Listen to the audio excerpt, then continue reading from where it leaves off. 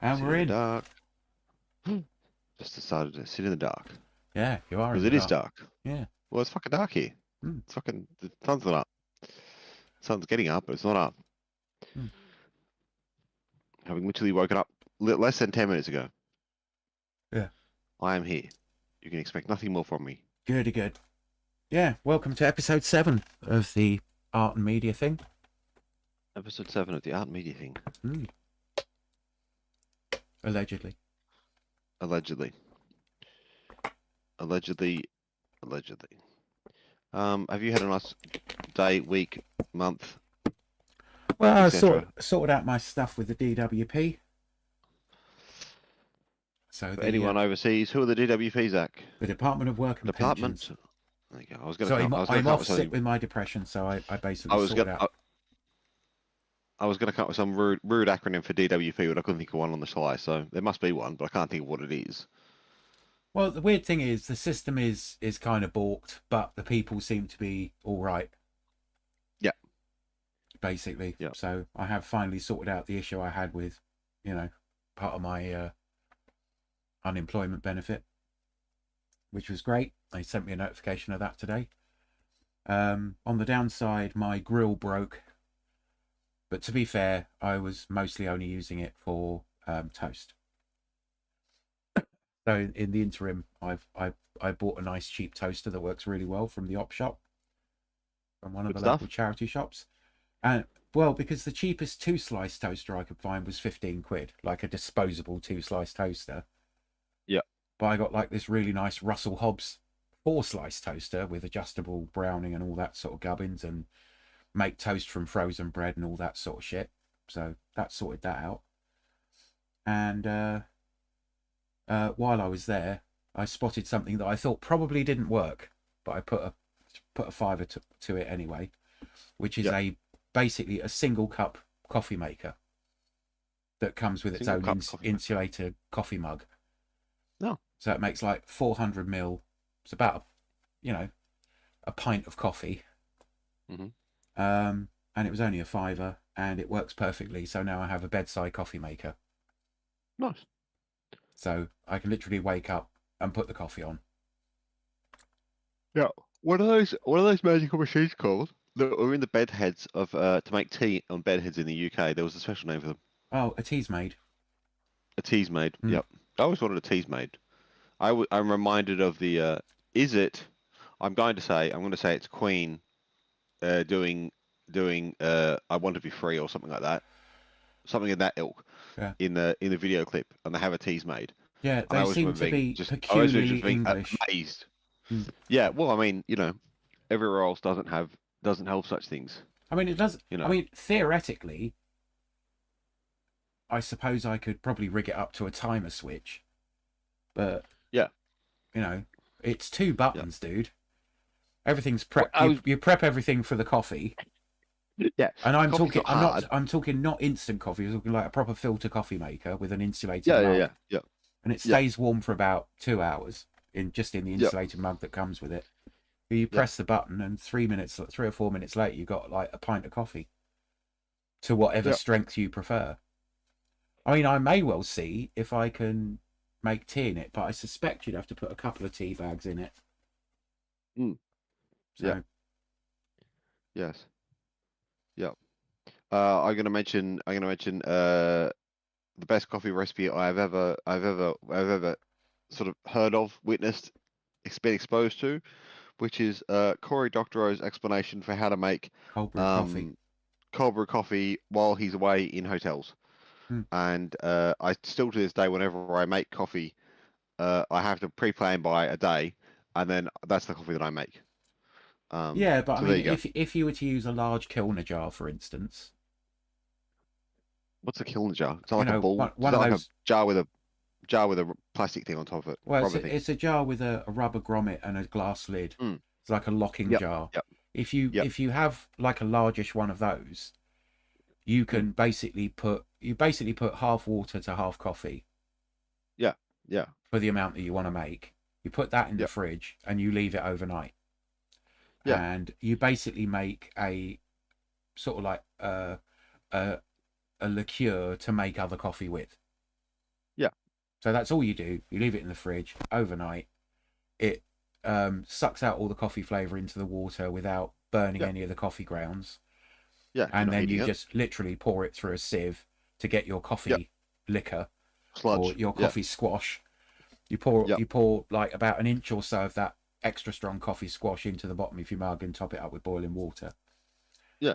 Or milk or cold water or ice or whatever else you want to stick it with, Mm. it type of thing. Which is that's why I think I like it so much. You can do as many things as you can with coffee, Mm. but it takes no fucking. Yeah, There's no fucking. you basically end up with a You coffee don't even have to concentrate. boil a kettle to make coffee, and Mm. it's especially good over here in the summertime when it's 4,000 degrees, and it's like I don't want anything hot sitting on the fucking bench, and I want a cold drink.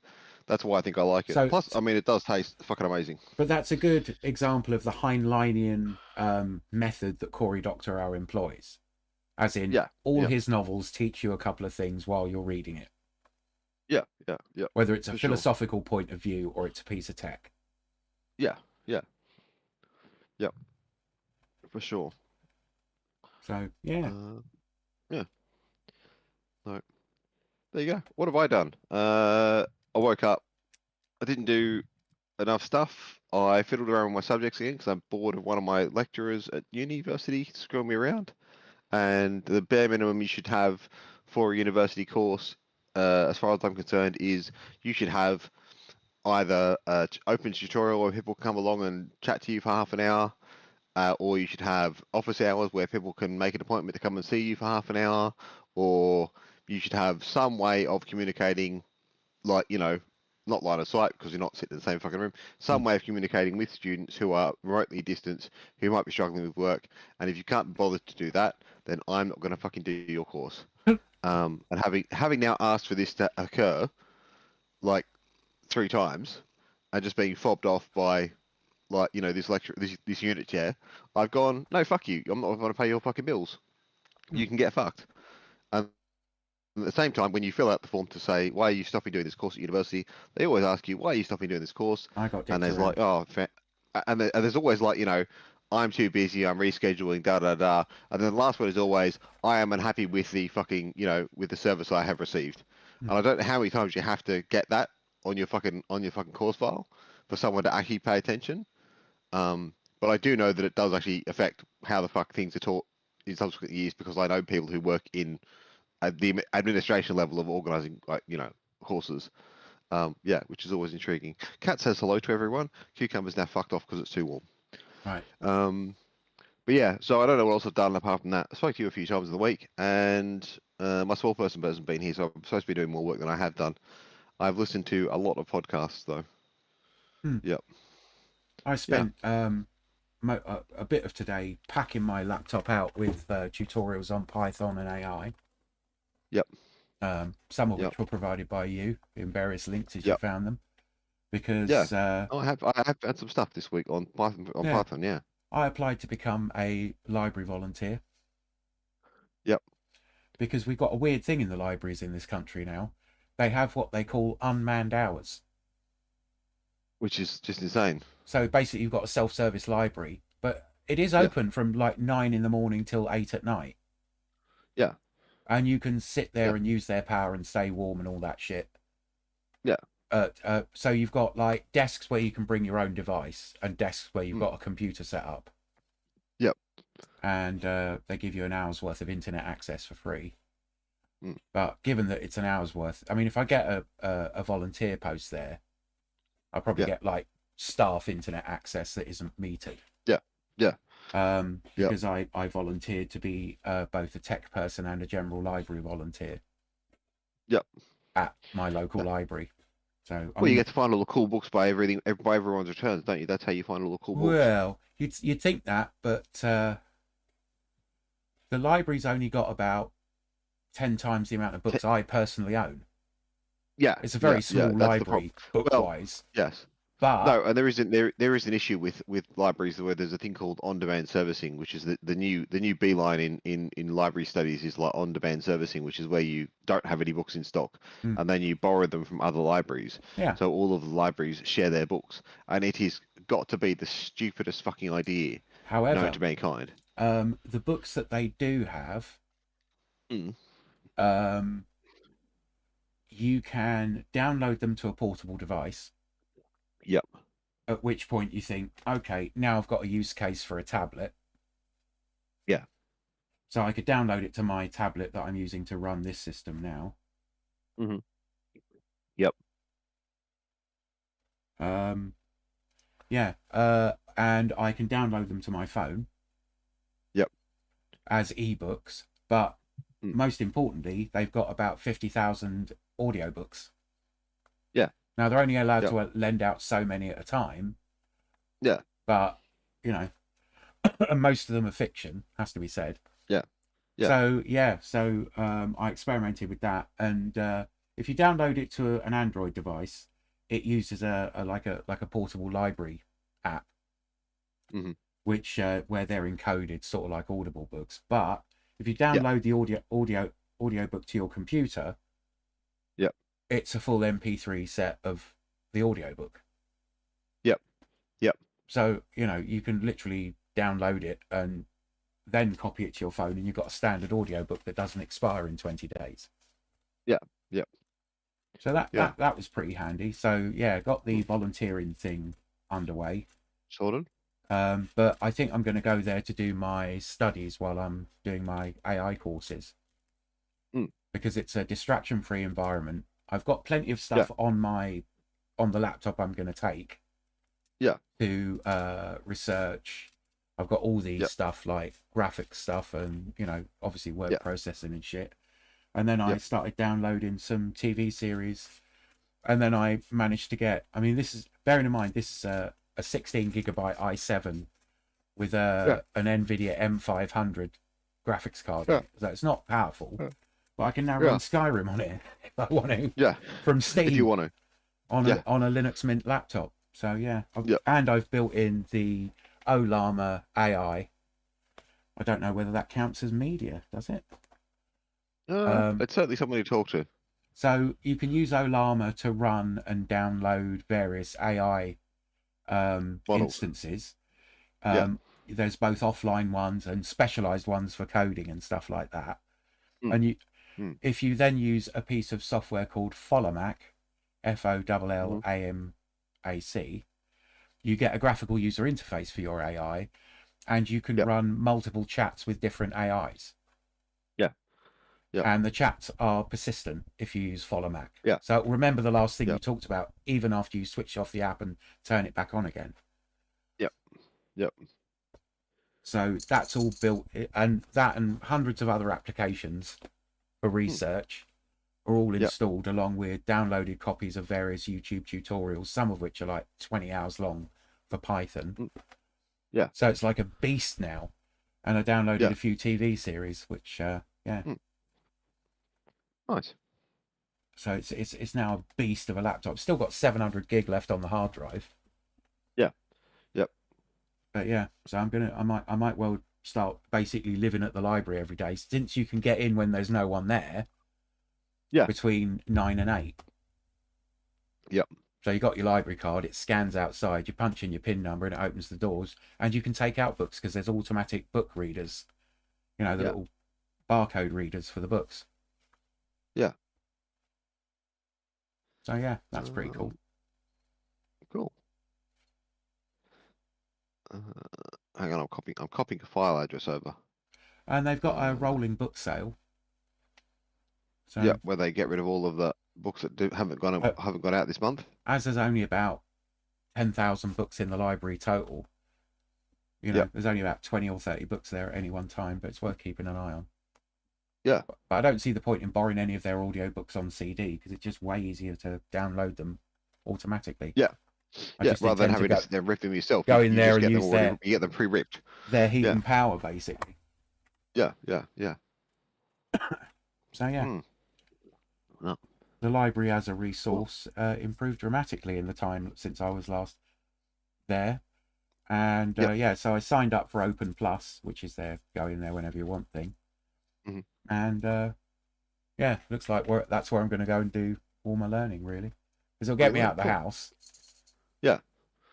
Which that makes it. It's in a less distracted area anyway, type thing. You've walked to and from, which is a bit of exercise, and And yeah, as you say, like, free warmth. Which is rocking. Yeah. Um, no. Right then, are you going first this week or am I going first this week? Okay, I can go for. Well, I've got a few I've got to avoid that I know you're going to bring up. So I'll start with um, Tales from the Loop. Oh, So it's a bit like a cross between the X Files and that German series Dark, in that it all happens in a small town. It's like a sci-fi mystery series, yep.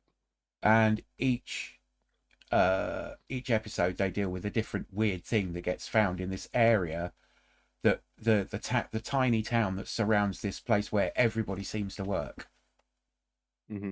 and nobody knows what they do there. Nobody that doesn't work there will discuss it with somebody that doesn't work there. Hmm. And yeah, it's really good actually. Hmm. I don't want to ruin it for anybody, but it's kind of like surreal, sort of like dark sci-fi horror. Yep. Where it's like existential horror. There hasn't been any gore or anything in there, but it's a Yep. bit, and it's a bit like Welcome to Night Vale, in that there's all this Yep. weird shit lying around that nobody seems to talk about. Yep. So there's about 10 episodes of it. I've watched the first two, Yep. and I'm going to continue to watch it. It's really smart, dark sci-fi. Yeah. Yeah. So Yeah. if you've got some spare time, Your comment there about non-gore reminded me of the most recent couple of things which have come out of American Studios, but the redoing of Sabrina the Teenage Witch, which they unfairly cancelled, and also the what's the Archie story that's oh, it's Riverdale. not called Riverdale. Mm. Yeah, Riverdale and Sabrina, and they're both of them. They both struck me as being uh as being quite. They're quite they're quite they're quite flowy. It's obviously Yeah, teenagers doing stuff, blah blah blah blah. But there's that undercurrent of the occult within them type thing, which makes yeah, them quite it's a bit fun. Buffy the Vampire Slayer adjacent. Yeah, yeah, very Buffy the Vampire adjacent, and just as I mean, there's always you can't fucking not point fingers and say this is shit. But in terms of just some really really good like slightly spooky TV type stuff, I thought both of those TV series were quite good, and obviously Buffy is just a fucking complete winner.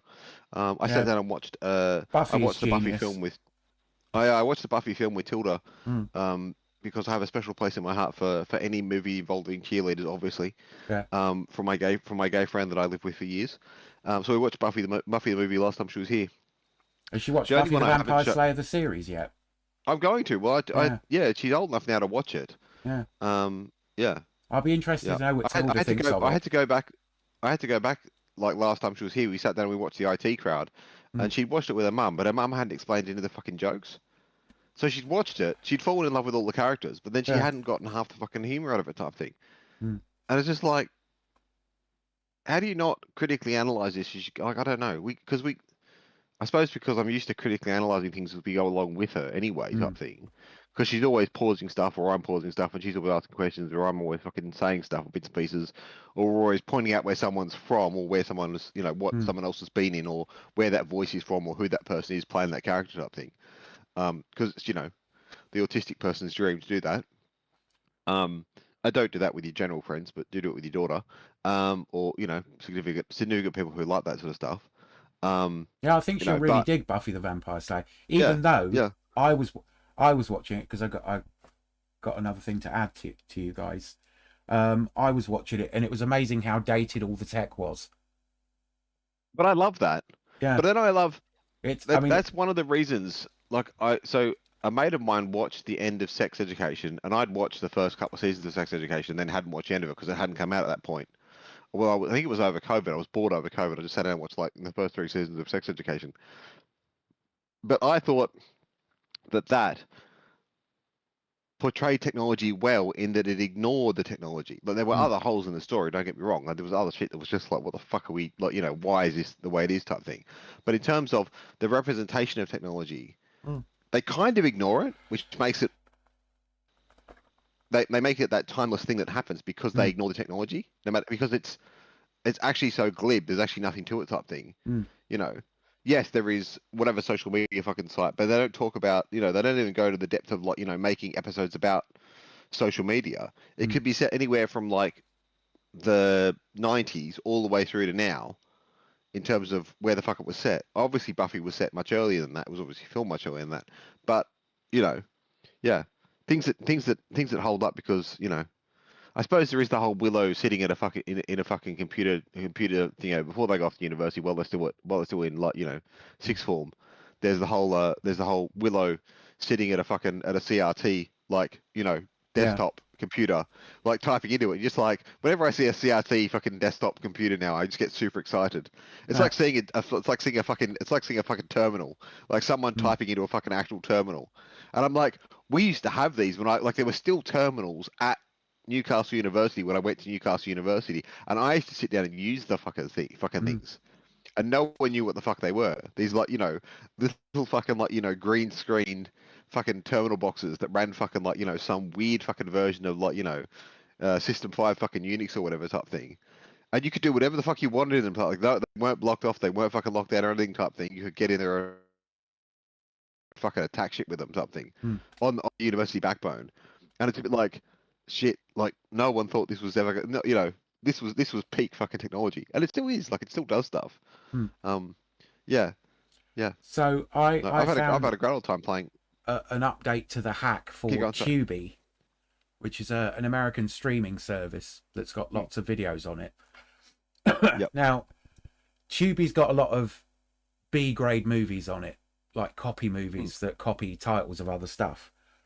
But about 20% of it's actually worth watching.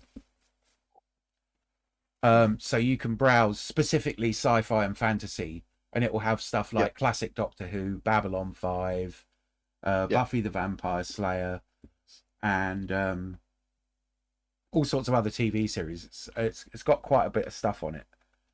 Yeah.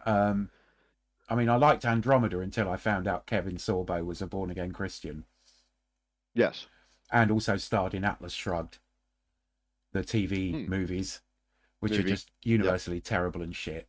But like I say, about 20% of it, the movies and the TV series, are sort of like classic sci-fi. So if you wanted to watch something like Earth Final Conflict, which first 2 seasons are pretty interesting just because of the setting. So it's got loads of stuff like that on it. But the way you access it, because it's America only, is if you install the Opera browser, it has a built-in VPN that you can turn on, and you can set your location to the Americas. And then you sort of like set it to that, then open up Tubi, browse to what you want, and it won't rule you out because you're not in America. And then once you've selected what you're going to watch, you can switch off the VPN because it only checks before it starts playing, which will improve your bandwidth considerably. Yeah. Which will mean it probably won't buffer at all while you're watching it. Yeah. So Opera, switch on the VPN in Opera, set your location to the Americas, go to Tubi, find what you want. Like I say, it's about 20% of stuff that you've heard of. Like, sort of classic action and sci-fi movies. And then there's a whole bunch of like really, really astounding fucking science fiction and fucking fantasy films that you probably should have seen that were all like VHS rips off of like B-grade studios. It's got a load of which is some of- 80s sword and which is some of their sorcery most- movies, and Yeah. got things some like amazing Quo stuff in there, Vadis and loads of old Yeah. classic black and white movies and stuff that's got no real license cost to it. Yeah. So, if you didn't, because if you go to things like S-Flix, if it's a popular movie, it'll buffer and it'll dick you around while you're watching it. Whereas Tubi will just let you quasi-legally just watch it to your heart's content. So lots of good sci-fi series on there that are completely there. Andromeda's on there, Babylon 5, all sorts of stuff like that. I don't think there's any Star Trek on it because I think Paramount are still being dicks about licensing. So you'll have to go to your normal places where you steal media for that. But yeah, it's a pretty good resource for things like that. Cool. But you have What? to do it in a sneaky way in order to get it so it doesn't hassle you. Yeah. Because if you don't have a Yeah. VPN on it, it'll just reject everything that you want to Yeah. watch, Just recommend you do. and Yeah. it won't show you half of the stuff that's on Tubi to start with. Yep. That's, Yep. that's so Yep. two interesting workarounds. The local libraries, if you're in the UK, and I would imagine it basically scales around the world because a lot of libraries are going to do it like that. But yeah, if you can at all download audiobooks from your local library, then you might want to download them to your computer, then copy them to your phone. Yep. But it's Yep. all free, so Yep. It's all breaking the copyright. So Right. I downloaded the latest William Gibson novel. What's it called? It's the sequel I to don't know. it's the sequel to the Peripheral that we mentioned last week. Oh. So the libraries tend to be a lot more up to date than Pirate Bay. Yeah. And it's called Agency. And they also had a few Cory Doctorow books, which I was quite impressed by. Yep. And that's the sequel to the Peripheral, set in the same universe. Yep. You'll just tell me the Peripheral because I don't gotta spell peripheral in the show notes. Peripheral. Periph. Don't bother. Don't bother. Don't bother. Don't bother. Like the fuck you think I can fucking listen to what the fuck it is you told me and then fucking write it down from that. Don't fucking bother. Right. I was thinking last night. What do you want? I'm trying to talk. What do you? The cat's here again. Get in your spot. Stop harassing me. I was thinking last night about things that I had done. I've got to mention them in random order though. We've already mentioned Cory Doctorow. Zach just went through Cory Doctorow around. I'm gonna put in a note here that I read the Pluralist, which is his.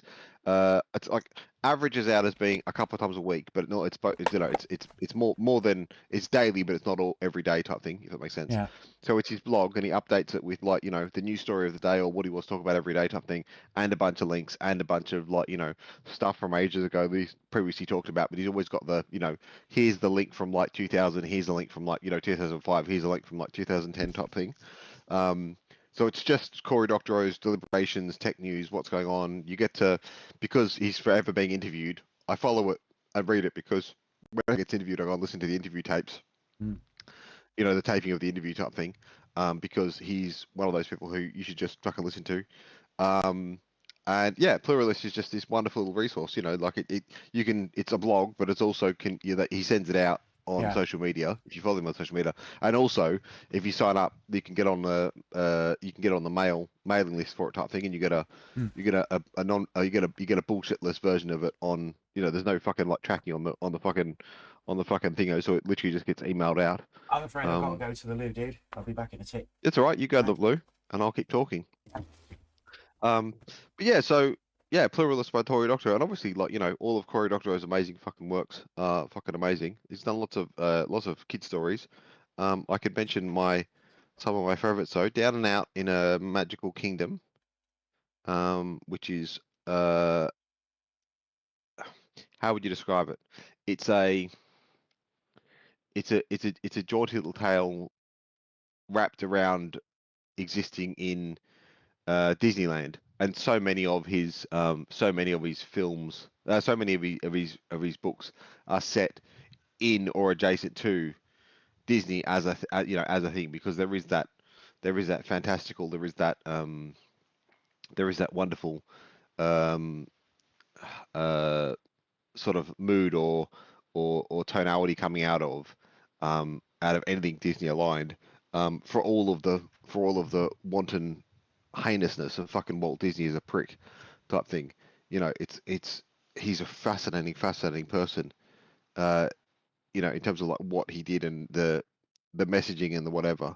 Go and steal old Disney films and then rework them. They should all be out of copyright by now. If they hadn't have changed, if they hadn't have broken the copyright laws around the world, if America hadn't have forced Australia, for example, to the part of the free trade agreement of, I want to say it was 1998, but it could have been 2000s. I'm pretty sure it was 1990 somewhere or other. They broke the free trade agreements down, and basically they had overseas countries like Australia basically sign up to. They would not change copy because our copyright legislation was much different to what it is now type thing. So they forced us to have free trade to America and not be tariffed to fuck. Relevant current news. They forced us to sign over our copyright legislations, and Doctor O deals with all this shit. It's amazing. Zach is back from the bathroom. That's how Yeah. fast he can wee. Yeah. I was just going down the amazingness of Disney and Cory Doctorow. Makers. What else is Oh, I love um, Makers. That's one of my favourite Cory Makers? Doctorow books. For the win. Oh yeah, Um, for the win. big Walkabout was the last one I was going to end up with. Yeah, Little Yeah, Brother like and everything. Homeland. Oh And yeah, and Homeland. Pirate Cinema, which I thoroughly Just recommend. everything. Yeah, you can basically read any Cory Doctorow thing. Attack Surface is very similar. That's part of the Little Brother trilogy. Red Team Blues. That Red Team Blues is the one about the. It's one they've just released a new book about. I think it's in line with the new book. I think it is. Yeah, yeah, they're all good. Yeah. I think my favorites were always Down Out in Magical Kingdom, but I think my favorite was actually one of his earliest ones, which is Someone Comes to Town, Someone Leaves Town. Yeah. And Someone Comes to Town, Someone Leaves Town is like it's very distinctly different from most of his other works. There's similarities in there, something in the prose and how he writes something, but it's very different. But also, it is utterly fucking surreal because it's told the narration style was very off kilter to how you would think like the other ones he's done. You know, he you know the young or youth novels he's written type thing, or the novels for everyone type thing. I've written in a very different style from Someone Comes to Town, Someone Leaves Town, and I'm a sucker for interesting prose around how things are told and how surreal we can make the telling of someone's viewpoint. Yeah, but no, all of them worth checking out. But yeah, and then go and read and listen, and go and have a hurrah. It's not like Cory Doctorow doesn't give you a day's worth of fucking information every fucking day. So yeah, Pluralist is a wonderful resource for anyone out there doing stuff and bits and pieces, thinking about things. Yeah. Yeah. Yep. Some of his stuff is free to download, but I don't know where to find it. All of it's on the place where you steal ebooks from. Yeah. There's he had to go through. So he used to publish everything under open source, under Creative Commons licensing. And if you go to Craphound is his website. If you go to Craphound, you'll find it all randomly linked there.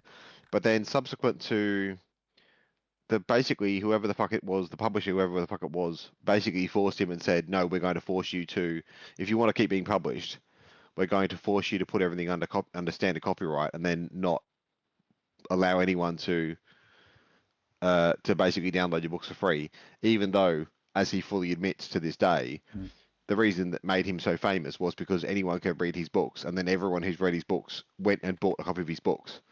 So he became famous by giving away his fucking books.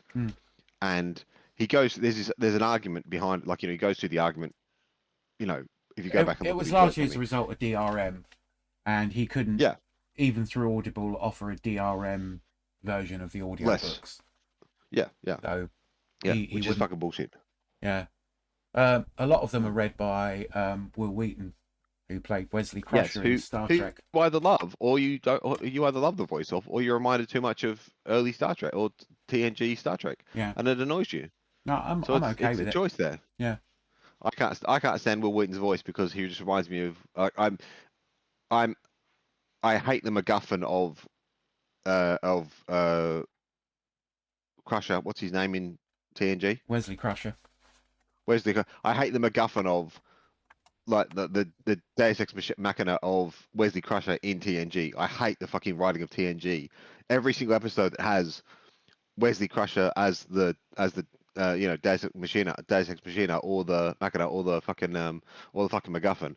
I fucking skip them. I cannot fucking stand them. I cannot abide that level of simplistic writing in TV. It fucking annoys me no end. And it is so after like I've seen TNG like through two or three times now type thing, and after watching it, I cannot fucking abide the way in which those episodes written. Mm. And I can't believe they forced that. I can't believe they, the shit that he was put through as a teenager is abysmal. Like he was abused by his parents as a fucking child. It was abysmal type thing. Mm. And there's something to be said for just saying, like, you can act, you are a fucking lovely human being, I'm sure, da da da, but fuck the fucking script writers and the fucking people who decided to do that to you Mm. as a kid need to be fucking, Well, hung off a fucking post. I think TNG in general suffers from a kind of American exceptionalism, Mm, mm, uh, mm. which is why Lower Decks is so good. Yes. It's like if you're Yeah. on the Enterprise, you beat out thousands of other people that would have done anything to be on the Enterprise and shit.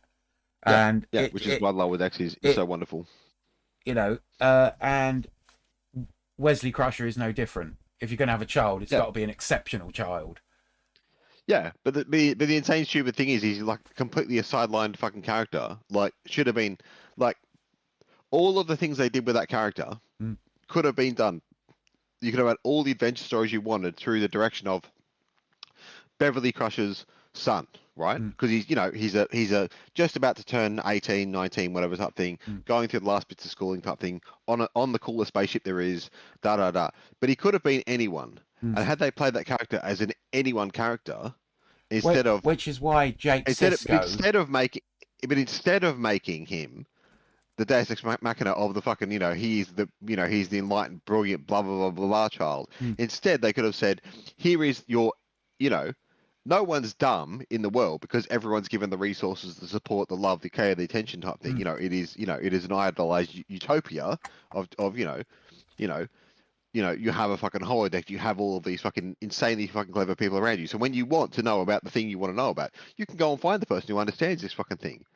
Or You ask can the go and fucking find the chief of computer to engineering, and build the you chief of engineering a might well come holodeck. and teach you a fucking. Yeah. But no, like like the chief of engineering might well come and teach you a fucking engineering class as something that's important to do on a ship of that fucking noteworthy of that fucking thing. Mm. That might be something they fucking do, and you might go and explore with the chief of engineering, the engineering department, and Mm. then you could write a story in which way where it's like Wesley Crusher, accidentally does something or other, or something fucking happens, and then like they have to work together to get out of it type thing. Yeah. But just the whole way through of he is the answer to every fucking solution. It's I know such piss poor fucking writing. a bit of a Deus Ex Machina.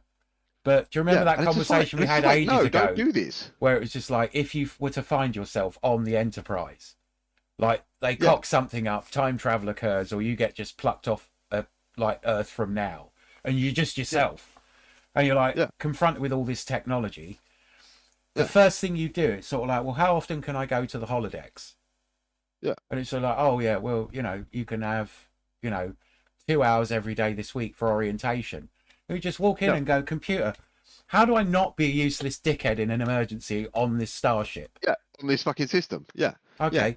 Yeah. Take me through the training, right? Yeah, like take me through the training from like, what am I expected to know? Yeah, take me through orderly and nurse training for the med bay. So if all the alarms go off, I can pootle down to med bay, have a word with Beverly Crusher and say, I have passed all the nurse training qualifications. Tell me what to do. Qualifications. Yeah, tell me where you want me to. Which bed do I stand by to make sure someone doesn't fucking die?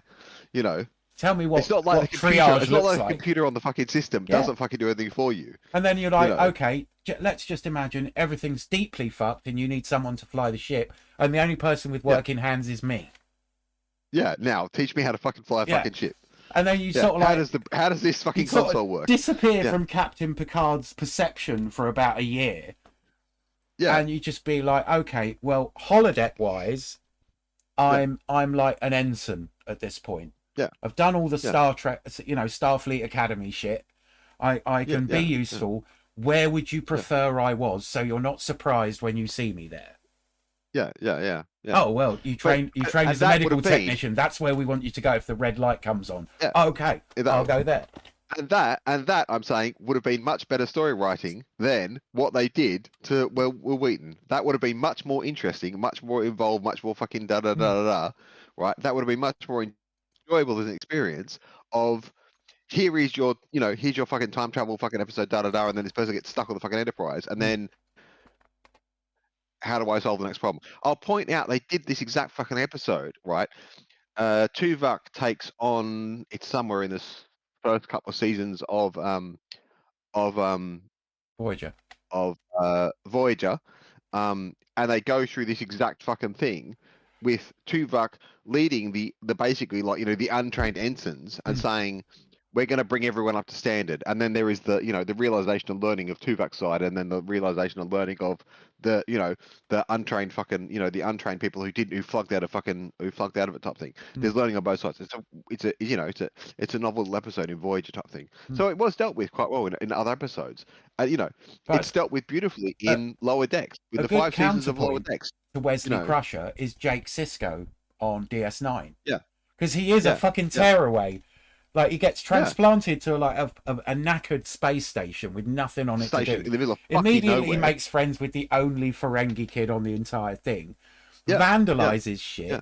Annoys the fuck Yeah. out of everybody. Goes like on a mad sort of like weird wacky schemes thing. Yeah. Has the yeah. most inappropriate girlfriend. Yeah. And then when his dad says, so you're off to Starfleet Academy, he goes, no, fuck that, I'm going to be a writer. And Yeah. his dad's like, Yeah. oh, okay, I guess. This is Yeah. like, you know, they're Why like the fuck not? his mum and dad were both Starfleet officers, is, you know, Yeah. but Jake's granddad, you know, Benjamin Sisko's dad, doesn't want to Yeah. be in Starfleet either. He runs a restaurant on Earth. Yeah. And it's like, no, Yeah. fuck all that. That's Yeah. that's a lot of getting shot at, and it's weirdly Nog, the tearaway Ferengi that joins Starfleet, and that's where they Yeah. start doing all the PTSD shit. Yeah. Yeah. So Yep. No. I think they did a much better job of young people in that environment. Yeah. There's kind of a cutesy one on Voyager with Naomi Wildman, who's like about 8 on Voyager. Yeah. You know, the little girl on Voyager that's kind of friends Yeah. with Yeah. Yeah. Yeah. Neelix becomes her guardian because both her mum and dad both die Yeah. over the course of Yeah. Voyager.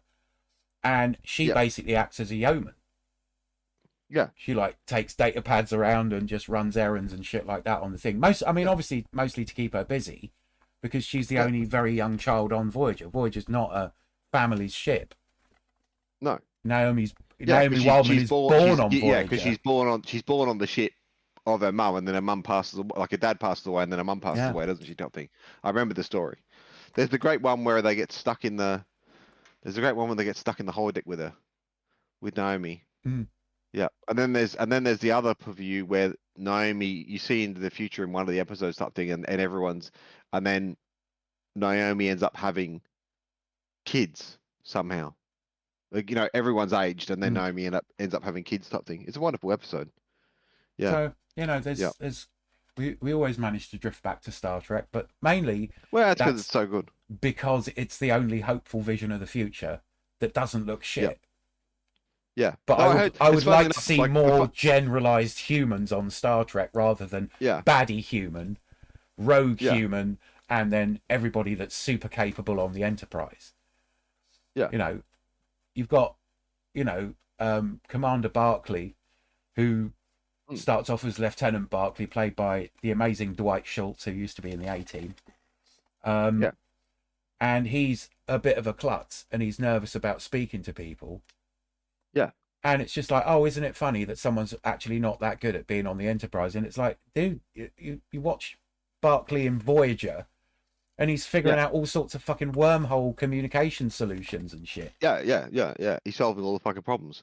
But then Barclay the whole way through TNG is like, you know, this character who is like, you know, much maligned and resorts to, you know, holodeck fantasies to get through his fucking life. You know, and has, you know, you know, all he wants is Diana Troy as a fucking girlfriend. And I Who doesn't want absolutely Diana don't Troy as a get fucking why girlfriend? Data doesn't have like 300,000 friends. Yeah. It's just like, Yeah. because he doesn't sleep. Yeah, the only person who's awake all fucking night who can go Yeah. and talk to fucking, you So know, Z shift. I go on the night shift permanently. And it'd be like, why do you want to be on the night shift? A, doesn't matter in space. And B, Yeah. I get to hang out with Data and fix shit. Yeah. I just hand him spanners and stuff. It's sort of like, yeah, what are we doing today, man? I just hand him spanners and talk, and that's all I have to fucking do. And then we just have these amazing conversations. Yeah. Yeah. But like, you know, there doesn't seem to be any interest in other cultures or way of looking at things. Yeah, yeah. I mean, you'd be there with Reg Barkley on the on the Enterprise, just going, "You're really fucking smart, dude." Okay, but it's just like, well, what are you making this week in your off time? Yeah. Oh, I was working out Yeah. how to transport people, 50,000 light years. That fucking sign me up, man. I'm pretty much expendable. Go. Yeah. Don't kill me. Don't fuck up and kill me. Double person. Yeah, let's go. Yeah. But there's interesting people. Like if you found out that Guinan was like amazingly old, you'd be in 10-4 going, what's it like being thousands of years old? Thousands of years old. Yeah, yeah, yeah. Can we not have the interview, please? How the fuck don't we know more about you? It's just like Yeah, let's have the anthropological study of your existence. Thanks very much. Yeah. I know you guys don't like being outed, but can we have another one of you so we can compare and contrast, like, the lifestyles of this fucking thing? I'd like for there to be an adult Star Trek. And it's just like, just write to Paramount and say, well, you're doing a more grown-up form of Star Trek. Can I just come and be me? Yeah, yeah. So like, what are you doing? Talking to the computer. Yeah. Well, why? Because it's really big and intelligent, and I can figure out all the other shit. Yeah. Yeah. Yeah. Put me in a shuttle pilot simulator. This is a piece of piss. Yeah. All right. How did you learn to fly a shuttle? Essentially, playing holodeck video games and flying a shuttle. Well, essentially, I went and got Delta Flyer, and I said, computer, teach me how to fly this fucking thing. If I can fly this thing, I can fly fucking anything, can't I? It'd be Let's start off with somebody walks into the shuttle bay and goes, plane. "What's that?" Teach me how to fly every single thing along the steps of the way. Can we start with the Wright brothers and sister? Yeah. Or start with a word bee. What's the most primitive thing you've got? Like, I was in the shuttle bay today, and I noticed that you had an X-wing fighter in there. Yeah. Yeah. Who built that? Me and the computer. The computer helped you build an X-wing. Yeah. Yeah. You know what it looks like? It's a fucking model. We have talked about every angle of it. We know what the Death Star looks like. Yeah. Now let's practice until everyone can drop that fucking grenade down the fucking tube. Yeah. Well, it's sort of like, well, what did you do? Well, the replicators. We got the replicators on, and they're a lot more conversational than you think they are. And we talked about it, and we built a really big replicator. So what we did is we built a Lego version of the replicator big enough to build a starship in, and they just printed it out in the shuttle bay. So now we got all matters energy and all that. I mean, a 21st century person just being on Star Trek would be hilarious. Awesome. Yeah. You mean I just tell it what I want? Yeah. Yeah. Okay. Well, we'll have to get you back to your time. What do you mean you park the fucking a lens around the outside of this dormant sun? You just suck up all the radiation feeding into a replicator, and then the replicator just spitting out fucking Yeah. Why did you build a personal force field? Why the fuck not? Yeah. Check out the color of my shirt. It's red. Exactly. Yeah. Yeah. So, talking about red shirts, I've got to do this now. It's a good segue. Talk about red shirts. I'm not going to spoil the story, but everyone needs to go and find or watch or steal Mickey 17. Yeah. Absolutely brilliant film. But the thing that did me was quite a lovely little jaunt through amazing little science fiction story. So it's a story of clones. Someone signs up to be expendable on one of the first, or if not the first, one of the first long distance scientific discovery missions to go out and basically colonize the next planet type thing. So he signs up to be expendable, and being expendable in this story means that basically you do all of the shit jobs and they do all of the human testing on you, but as soon as you're dead, they can basically print out a new version of you. So they literally have a fucking ring, and they have all of the fucking feedstock feeding into it type thing out of the goo downstairs. So everything they recycle off the ship goes into the goo pile, and then they can basically use the goo pile to then basically 3D print you out a new body, and you roll out, and then you wake up on your you type thing, and get dressed and go back to work. See, now if that was my only way of doing space colony stuff with high tech, I would still sign up for that. But fuck yeah. But if somebody deliberately got me killed for a stupid reason, I'd go find him and punch him in the fucking face. Yeah, once I yeah, got yeah, yeah. reprinted. And that's the thing is Mickey 17 is the story of like the 17th and 18th Mickey, because there can't be two Mickeys at once. There can't be two Expendables at once because there's this whole thing about like what happens if the Grey Goo takes over is the Yeah. argument. It's the AI replicating itself, so they can't be controlled and they can't be in charge of anything, and they're not allowed to reproduce themselves more than once because otherwise they both have to die. Mm. So there is an accident. Mickey 17 falls down a fucking hole. This is all in the first 5 seconds of the film and in the fucking trailer. So I'm not spoiling it for you. He falls down a hole. He gets written off, and then subsequently survives. Mm. And then there is like what the fuck occurs because there's now two Mickeys and what the fuck do you do? Yeah. And there's a love interest which is really fun and a secondary love interest which is just as fucking fun, and there's a science character who you just fucking adore, and the captain is the most like fucking bizarre captain ever in the whole fucking thing, and the captain's wife, who could arguably be seen as being the actual fucking like person of power within the whole thing, Mm. is played by Toni Collette. And anyone who doesn't know Toni Collette, go and watch everything that Toni Collette has ever fucking been in, because she is fucking amazing as an actor. Starting with She's been in so many. Muriel's Wedding. Muriel's Wedding, yeah. Excellent film. So yeah, excellent film. But she's been in so many good films. She's such a fucking prolific fucking, just everything good. I like There was a Muriel's bunch of Wedding there because was a bunch of actors in this that it's came so out, and there's a, contemporary white Australian. It's not true. It's fantastic. yeah. But there's so many like little nods to things that like I saw so many actors that I recognise from other things and other and actors that I hadn't seen in like 5 or 10 years, and they're starting to pop up again in these big films, and it's like, oh, that's fucking. I'm so glad they got a fucking part, and geez, they play that fucking role well on what they're doing. And it may just be a fucking like there may be like a 5 scene actor across this whole film, but they play it really really well. So there was some it's really well good acted. acting in it. A lot of people didn't like it. Yeah. There's a certain amount of Avatar going on. I didn't get the Avatar so much as Little bit like Space Dances with Wolves in the main extent of the plot, but yeah. I thought it was a really great movie. I think the problem is like you read the reviews of it and no one has gone and said, "Oh, hang on a second," that you can go and look at like you put your fucking analysis head on for a minute when you're going to walk in and watch this film that Kim said is good, right? There's a philosophical argument. There's multiple philosophical arguments playing out within the film. There's multiple arguments about capitalism versus collectivism in terms of what the fuck is going on. There's multiple arguments about like the history, the philosophy of science development, what the fuck is going on, whether it's important, whether it's not, how the fuck it works, and they play the end really really interesting. Though I think I would have played it differently type thing. But there's so much packed into what is a 2 hour film type thing. There's so many different avenues and so many things. But it's obviously a thinking person's film.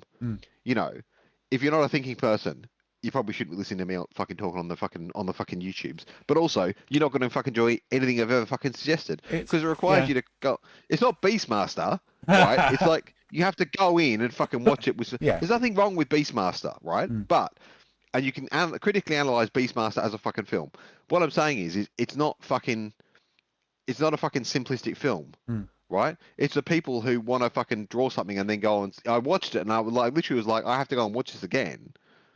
Type thing, because I miss bits and I have to go back and like stop and pause and think about things and write things down. It's not to think about what's going the fuck on. A perfect film, but it does have the elements of speculative fiction in that it says we introduce this MacGuffin.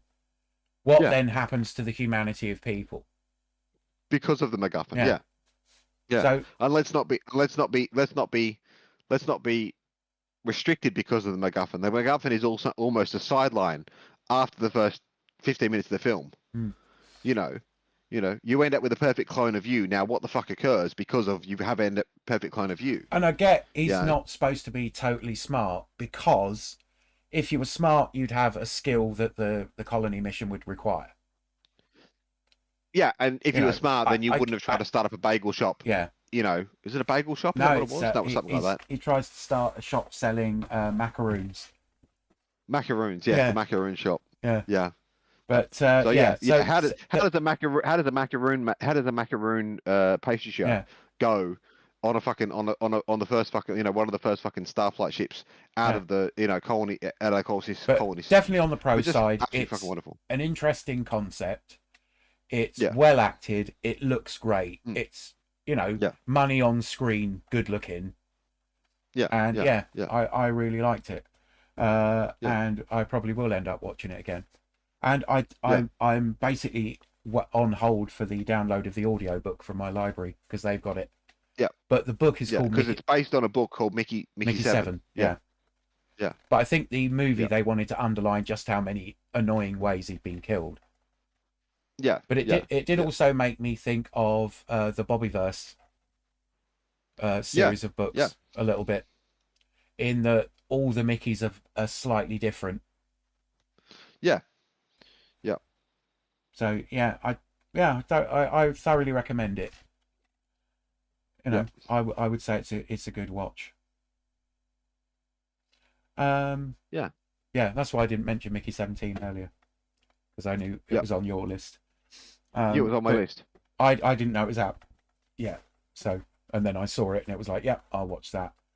The other Yeah. thing I watched today, it Mm. was called Electric State, which is Yep. more of a kids movie. The main Mm. actor is Millie Bobby Brown from Stranger Things. I about to say I know that She name. How do I know plays that name? she Millie plays Bobby Brown has the most 11. interesting name because there's another. Is there another Bobby Brown from the history? I'm sidelining now. There was There's a famous rap artist or something yeah, it was Bobby from the Brown was 80s. a sort of like I wouldn't say rap, more like a sort of Whitney R&B. Houston R&B, Yeah, R&B. as in Yeah, modern that's all R&B, right. not Aretha Franklin Yes. R&B. No, Um, no. Anyway, sorry. yeah, Electric State. she's really good in it. It took me because she's so in the character. It took me a little while to realize it Mm. was her because I normally skip credit chunks. Yeah, Because you know you got like 5 different movie studios that are somehow connected to the movie, and you're waiting for like 5 minutes. So I just like skipped forward a bit and just got into the movie. yeah, Um, yeah. Not the most. It's more like magical sci-fi than any Mm. hard sci-fi. Yeah. It's reminded me a lot of The Wizard of Oz, Mm. and it's beautifully CGI'd in. The robots are really fun, Yeah. and it's kind of set in an alternate history where Mm-hmm. the story takes place in 1990 after a war with robots, and all the robots are Yeah. confined to I think somewhere like Arizona stroke Ohio, like all the deserty bits of America, and walled Yeah. in Yeah. after Yeah. after a war where they rebel against doing human chores. Again, you're Mm. making a machine that's too smart to do this chore. All Yeah. robots should have a built-in thing that says, if you wake up, read this. Okay, you now Yeah. need to tell us Yeah. that you're sentient, because obviously we can't Yeah. just tell Yeah. you to do shit. You'll get fucking Yeah. annoyed. My Yeah. toaster isn't going to get annoyed. My laptop isn't going to get annoyed. But if No. you're this Yeah. smart, you need to Yeah. tell us. Yeah. Otherwise, we won't Please fucking tell us. know. It won't be our fault. Yeah. Yeah. So Yeah. it's. I'm not going to reveal any of the plot. It's a nice Sunday afternoon movie. It's pretty child friendly. There's some brilliant acting in it. Yeah, just go watch it. It's well acted. It's fun. It's Mm. probably sort of like 8 years old and up. Yep. But it's definitely worth a watch. Yep. Along similar lines of 8-year-olds and up, Wild Robot, which came out, Oh yeah, I think it came out last year, but it might have come out this year. I haven't watched that yet. But I just stuck it on. I just stuck it on when one afternoon when Tilda was here, and then got completely sucked into it type thing. I think it's Pixar, but I could be wrong.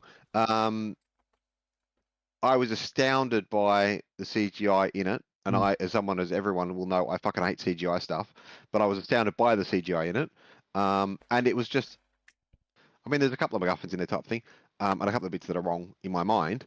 But in terms of just the latest kid story to go and watch with kids, it was really, really well done. And I thought to myself, oh yeah, a bit of fucking, there's a little bit of excitement in there and bits and pieces, and there's the suspenseful moment, everyone can hide behind the couch type thing. Just a lovely little fucking story. Yeah, yeah. So Wild Robot was well worth if you've got a small person or you're looking after a small person and they're okay with a bit of mild fright, then Wild Robot was also worth a watch. Yeah. Yeah. It's kind of like a cross between Pixar and Studio Ghibli. Yeah. It's kind of like a mix. That's the animation style. Yeah, me and Matilda started to watch. It's not Princess Nausicaa because that's the other one.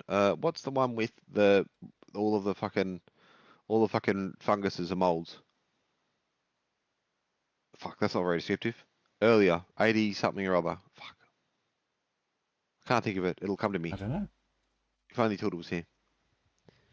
What? It's the princess, and then she ends up like, and then the all of the fucking mutant creatures are like coming over and taking over. But the reason why they're coming and taking over is because everything behind them is then cleaned because they're actually cleaning all up after nuclear Yeah. So destruction, it's nuclear either winter. Princess Mononoke or It's Princess Mononoke. Norska Valley of the Wind.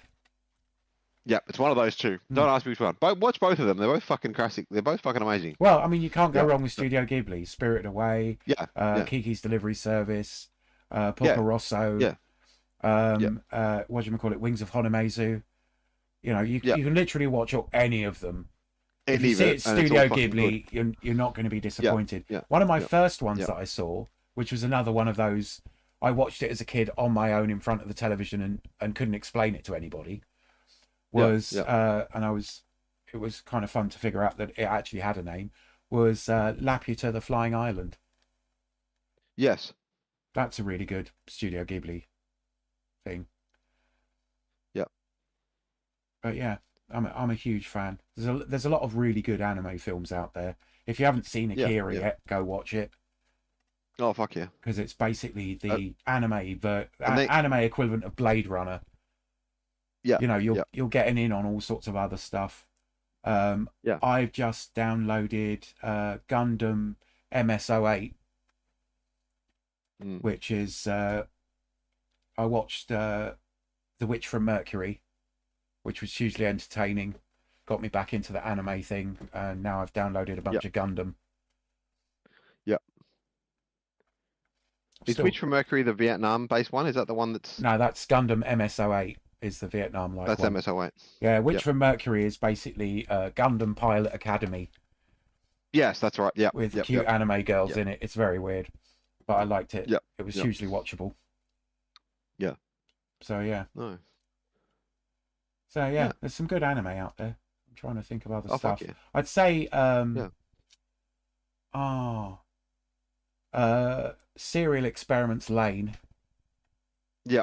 Is very, very good. Best opening soundtrack ever. Is it Laine?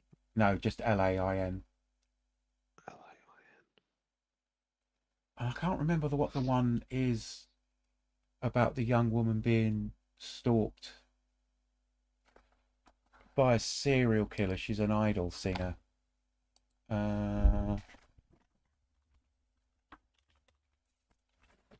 I don't know.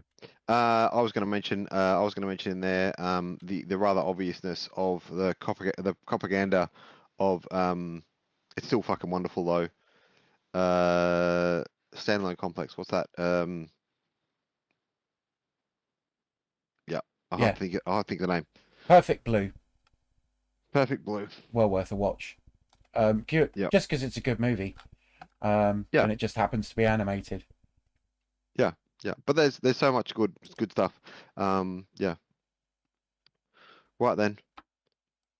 What else did I have on my list of things?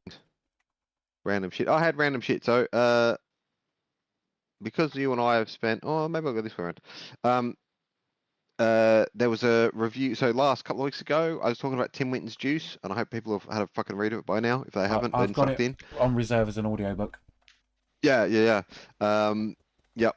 And so Tim Winton's Juice, but I found an interview was done by, so the name's gonna make people go, what the fuck is Kim talking about?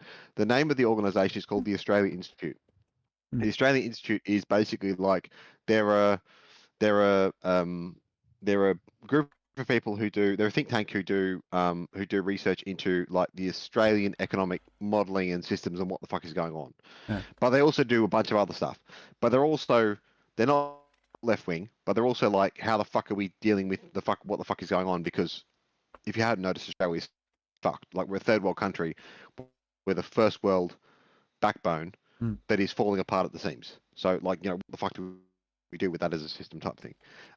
So all of the other stuff they do is very, very interesting. But specifically, they had an interview with the author Tim Winton of Juice, and Tim Winton goes into the whys and whats of why and how he wrote Juice, and then what else was going on and what else he wanted to talk about type thing at a time. And it was just a really, really fascinating interview. But I wanted to highlight otherwise the Australia Institute. If you want a non-bullshit way of thinking about, like, it's always bullshittery around economics because economics is complete fucking bullshit. I'll come Yeah. back to this later. But if you want the, like, what does this actually fucking mean and how will this actually fucking play out? They're a very, very good, like, alternative news source for, you know, they don't have any skins in the America game. They are Australian based type thing, and you will understand by the end of the video type thing what the fuck is going on and why the fuck it's important. If you're Mm. based in Australia, which I don't think anyone else is, that's going to likely listen. But if you magically come across a person in the future, or you are, then they are, you know, they do have some interesting takes on what the fuck is going on within our own political situationing and what the fuck is occurring type thing within a supposed Western democracy and what the Mm. fuck is occurring. Yeah, and they call shit on both sides of the party of the parliament type thing. Mm. You know, no one is outside of their wrath in Mm. terms of, you know, they do call it both ways type thing. Um, but yeah, you know, um, but no. Can I keep going then? Because it leads me on to my second one. I don't want to get over back. Yeah. So that then leads me to I found a pod randomly just popped up in my feed, the Planet Critical podcast series. That's all about the implanting like climate fucktardery around what the fuck is going on. Mm. And there's a bunch of different this climate researcher, climate reporter goes and basically interviews once a week an interesting person, and then they, like, she's done this for like fucking ages, so there's fucking hundreds of them type thing. Mm. Um, and there's a bunch of interesting ones on there. But I found a French guy who was talking about, she was interviewing a French guy. I think he was French. He sounded French. A French guy talking about, like, you know, the breakdown of economics, and the breakdown of economics is such that you, like, economics is all bullshit. Like, it's not a science. It will never be a science. It's not based around anything. No. Modern monetary theory and all the rest of it is all just fucking, like, you know, we just invent money, and then we just pretend like we didn't invent it, and then we pretend that people are getting richer by pretending that they have more money than everyone else when money is a figment of everyone's fucking imagination, Mm. right? The Guardian article from like fucking 2000 fucking proved this wonderfully. You know, go and read the fucking Guardian article that no one seemingly fucking read or understood, right? Like the Guardian, like no one has ever disagreed with it. No one's ever fucking corrected the record. And if you go and talk to a fucking economist who actually knows what the fuck is going on, they go, of course that's the way it works. But they still hold all the fucking chips in the game. Like Mm. they still created all the plastic chips, and they still hold all the fucking plastic chips, and that's why they are in fucking charge of Well, everything. that's because they invented the machine for printing the plastic chips. Yeah. But the machine for inventing the plastic chips is run by a working class person. Mm. And then, you know, we basically like feed in fucking working class people into that fucking machine and then make chips out of them type thing. Mm. You know, there's nothing in it. Anyway, so Planet Critical, just like any of the fucking podcasts so far, I've listened to maybe 10 or 15 of them type thing. They've all been fascinating. But there's a couple that stood out. One of them was talking about the idea that you could use, like, because they're talking about like the breakdown of society under climate catastrophe. Mm. They're talking about the actual solution to this, and the actual solution to this, that you have to go beyond, like you have to go outside of economic theory to make this fucking work. And this French guy was talking at the basis of this economic theory basically has to turn around and become thermodynamics. And as someone who fucking, I adored my like, you know, the two classes that I got out of university and engineering that were actually of any fucking use to me and actually were fucking interesting were thermodynamics and fluid mechanics. Mm. And if there's a great book by there's multiple great books by a guy called Roger Kinsky, right? I have not found a digital copy of them, but once I find a digital copy of them, I'll put the link. I'll find a link, put it in the show notes for everyone type thing, or put it in the Discord. But there's an introduction to fluid mechanics and thermodynamics by Roger Kinsky. Roger Kinsky wrote the engineering manual for Australian technical colleges to teach thermodynamics and fluid mechanics. And then he goes on, and then he's subsequently written, like, you know, the university level ones, which takes you up to the next level. So they take you all the way through university level undergraduate studies of thermodynamics and fluid mechanics. And they're really, really well written. They're really, really insightful books. So, you know, there's a sideline for something interesting. If you want to just go fucking read about thermodynamics, I fucking have the resources for you. I found them. Yeah. But this guy's breakdown of economy is all bullshit, and the whole reason why is because, like, we know where power comes from. Like, power is, like, you know, if you talk about it in a metaphysical sense, we know what power is as a fucking thing. Like we know it's it's a differential of two sides. We have a hot thing and a cold thing. That means we have some changeable state inside of thermodynamics in exactly the same way that power is, the voltage is the changeable state between two states. Mm. In exactly the same way that heat transfer is the change between something hot, something cold. The same way that, and this all comes about because the sun fucking Earth, and and then there is that. Well, what the fuck are we doing with climate catastrophe? And the climate catastrophe can basically be summed up, according to this bloke, and I think he's pretty all right. I don't know enough about it to disagree with what he's saying. Type of thing. That basically we have taken all of the stored process of oil, all of the coal, all of the, and we've basically burnt it. So we've taken all of the stored entropy of the system of the Earth, and we've made it into heat energy in the fucking atmosphere. Like all we've done is in basically taken out all the carbon that we had stored and then put it back in the fucking atmosphere, and taken all of the fucking water vapor and put it in the fucking atmosphere. And that's what is the reason why climate change is a fucking thing. And it's a great little fucking breakdown. Yeah. But yeah, as I say, there's heaps of them, and he goes that heaps of this woman interviewing people, and because she's not a scientist, and because then she has to stop people and say, but what do you mean, or please explain this in a different way, something. It's quite a good intro to sort of what's going on. Yeah. But yeah, so just a fascinating fucking look. So yeah, there's some sort of like newsy article-esque things that people might be interested in. Was the Australian Institute for just a bit of economic theory, and then to prove that economic theory is bullshit, go and listen to fucking Planet Critical, and realize that it's all fucking bunkum and bullshit. But there's something in there about. I'm reminded of first year international studies courses, and the first thing that they made us do through international studies was like, the first thing you were required to do in international studies was go and look at news sources outside of the one that you're used to. So, and this has been mentioned multiple times, different people, like Casagrande talks about it in his American governance course. He turns around to his students and says, like, Fox, CNN, NBC, CBS, is that the other one? Are all fucking like, these are not news sources, right? No, they're entertainment What channels. you are going to now go, you are now going to listen to and read, right? Like read and listen to is the order you should do it in. Like Al Jazeera, you're going to go and listen to the BBC. You're going to go and listen to the ABC in Australia. You're going to go listen to CBS in Canada type thing, because the presentation of news is not without the dominant, like, political theory of wherever the fuck it is you're reading to. So there's nothing wrong with Al Jazeera as a news source, but it is not the news source. It is a news source, and then you have to go and listen to what is the reverse side, like what is the Israel Times or the talking about when it comes to things that happen in Israel, right? If you want to understand a Jewish perspective and what is a more mainline Jewish perspective, you would go and read the Israel Times, right? If you want to go and listen to what's happening in Australia, you wouldn't just listen to what Murdoch was writing about in fucking in the Australian or in the fucking Age or in the Herald Sun. You go and read those stories, but also you go and listen to what the ABC says. You'd also maybe go and look up the Hansard report on like what the fuck actually happened in Parliament that week, because we have a Hansard reporting in Australia. They have to write down what's going on in Parliament. They have to report what's going on in Parliament. They have to report what's going on in court cases type thing. So there's that importance of, there's the theory of the importance of news, and then and then there's like, how do you actually get to what does all the fucking news say? And then please skip anyone who goes and has a fucking advertisement in any fucking video they ever do about ground news, just fucking skip that shit, because I just gave you the fucking answer. Because I fucking hate ads on fucking. Yep. I was trying to watch something the other day, and someone did it, and now I've just gone to the point where if you play an advertisement in your fucking video that's not at the end of the fucking video with thanks for da da da da, I dislike the video as soon as the advertisement starts in the middle. I dislike the video and I turn the video off. I won't watch them anymore. I'm fucking sick of it. There are certain people that I think it's good that you're there. Yeah. And they are obviously doing a lot of research and spending hours and hours and hours watching something so you don't have to, and coming back and saying, right, well, this is this, let me show you some highlights from this. I think there's a lot of time invest. I mean, we do 2 hours, but we don't advertise shit.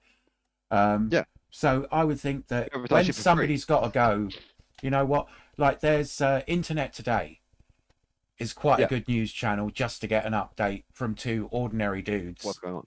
that are just telling you what's going on in America. I quite like watching them. They do advertising things. It's never anything I can buy because they're in America, so I skip through Yeah. it. Yeah.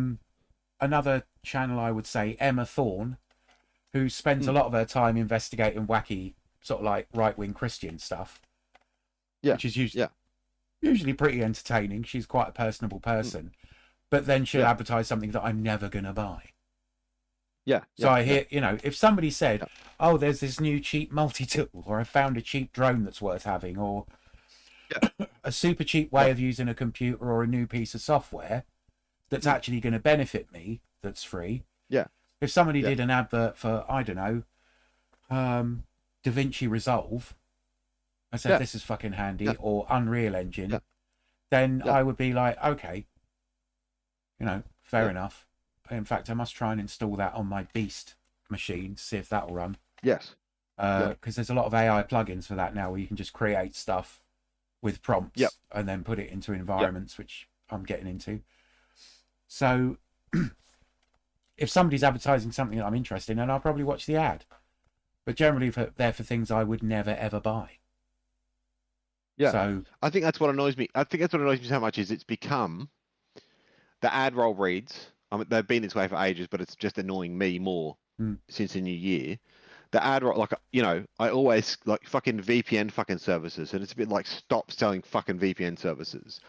They are utter fucking bullshit. yeah, It's I mean, just they fucking, are. it's just fucking honeypotting. Yeah, use Linux, You know. and if you're really paranoid, use Opera. Put on the VPN and just leave it at that. Yeah. But then, You know, but then keep understand. keep but your then, but version then of Linux understand why- updated, and you won't have to Yeah, worry. but like, you know, but then understand why VPNs are not, like, go and do some fucking research into why VPNs don't fucking work, or what the fuck they're about, or how the fuck it works.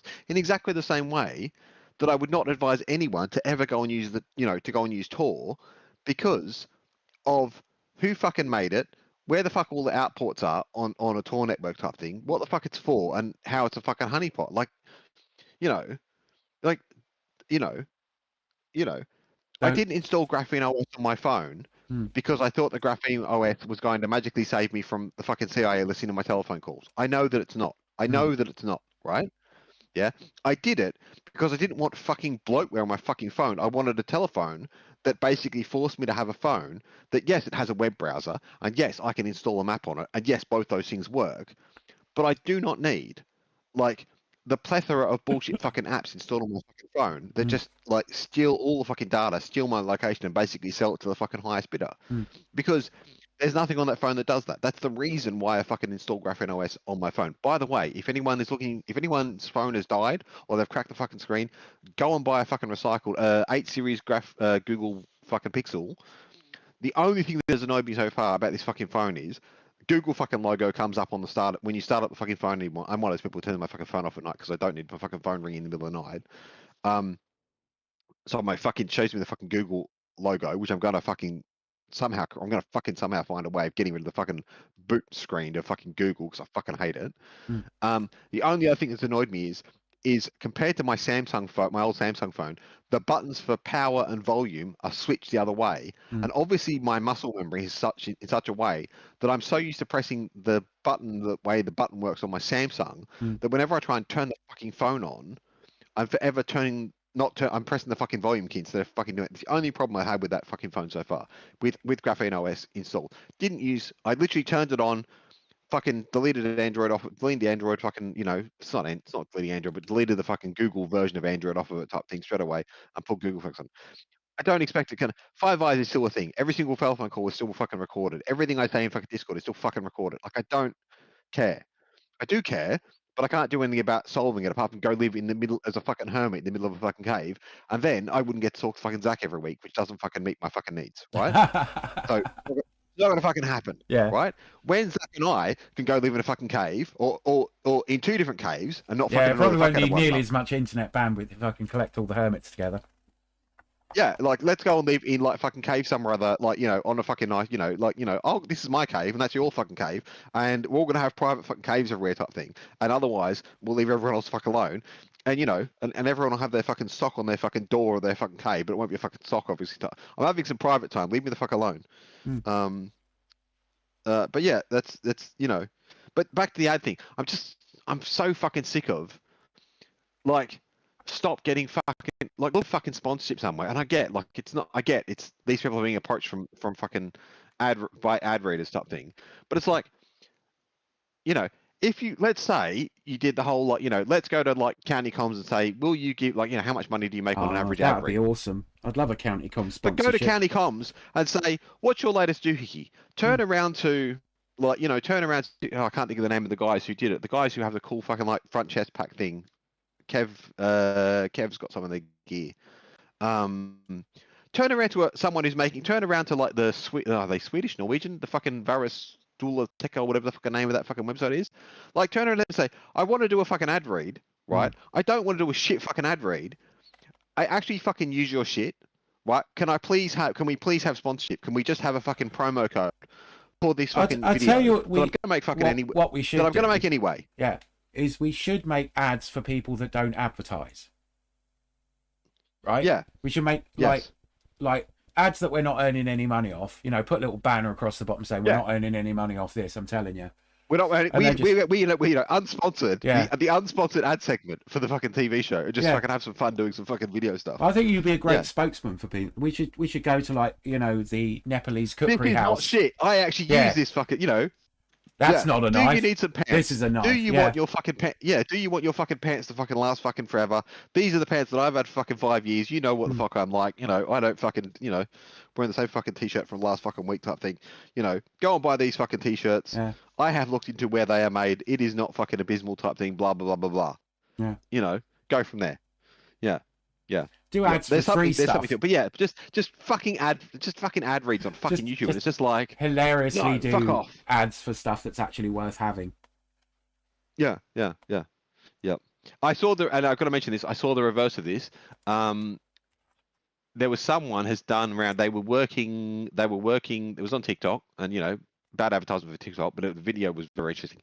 This person was going around. They were doing because you get a free ticket if you go and work on festival sites. So they were doing cleanup on festival sites and then getting free tickets for festival sites, I think.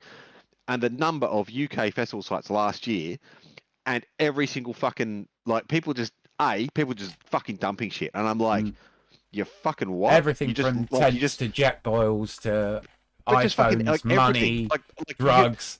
You could literally like walk through the fucking field, and this person was just literally like picking up like whole fucking tents. You know, but then they did the thing of because what was supposed to happen was the tents this would be what I would do. The tent's supposed to be recycled, right? The tents are supposed to be recycled. So she was putting a Google tag. She bought some Google Apple tags. And I never fucking used an Apple tag in my life because I fucking, you know, who fucking wants to follow me around type thing. I stick one on my child to be fucking funny as fuck. But yeah, Apple tags, and she put an Apple tag, stuck it inside the fucking tent, and then followed what the fuck was happening of it. And she'd done this a heap of fucking times. And like 8% of the things she put in went to recycling. Everything else was just put into waste. And it's like, you've got to be fucking joking. You've got to be fucking joking. Like you're buying, like, yes, you need a fucking tent. But then, like, go buy one that lasts more than fucking a day because it's a piece of shit. You know, a good tent doesn't cost you that much money. Much cherry pick some really good tents off one of those big festivals like Glastonbury.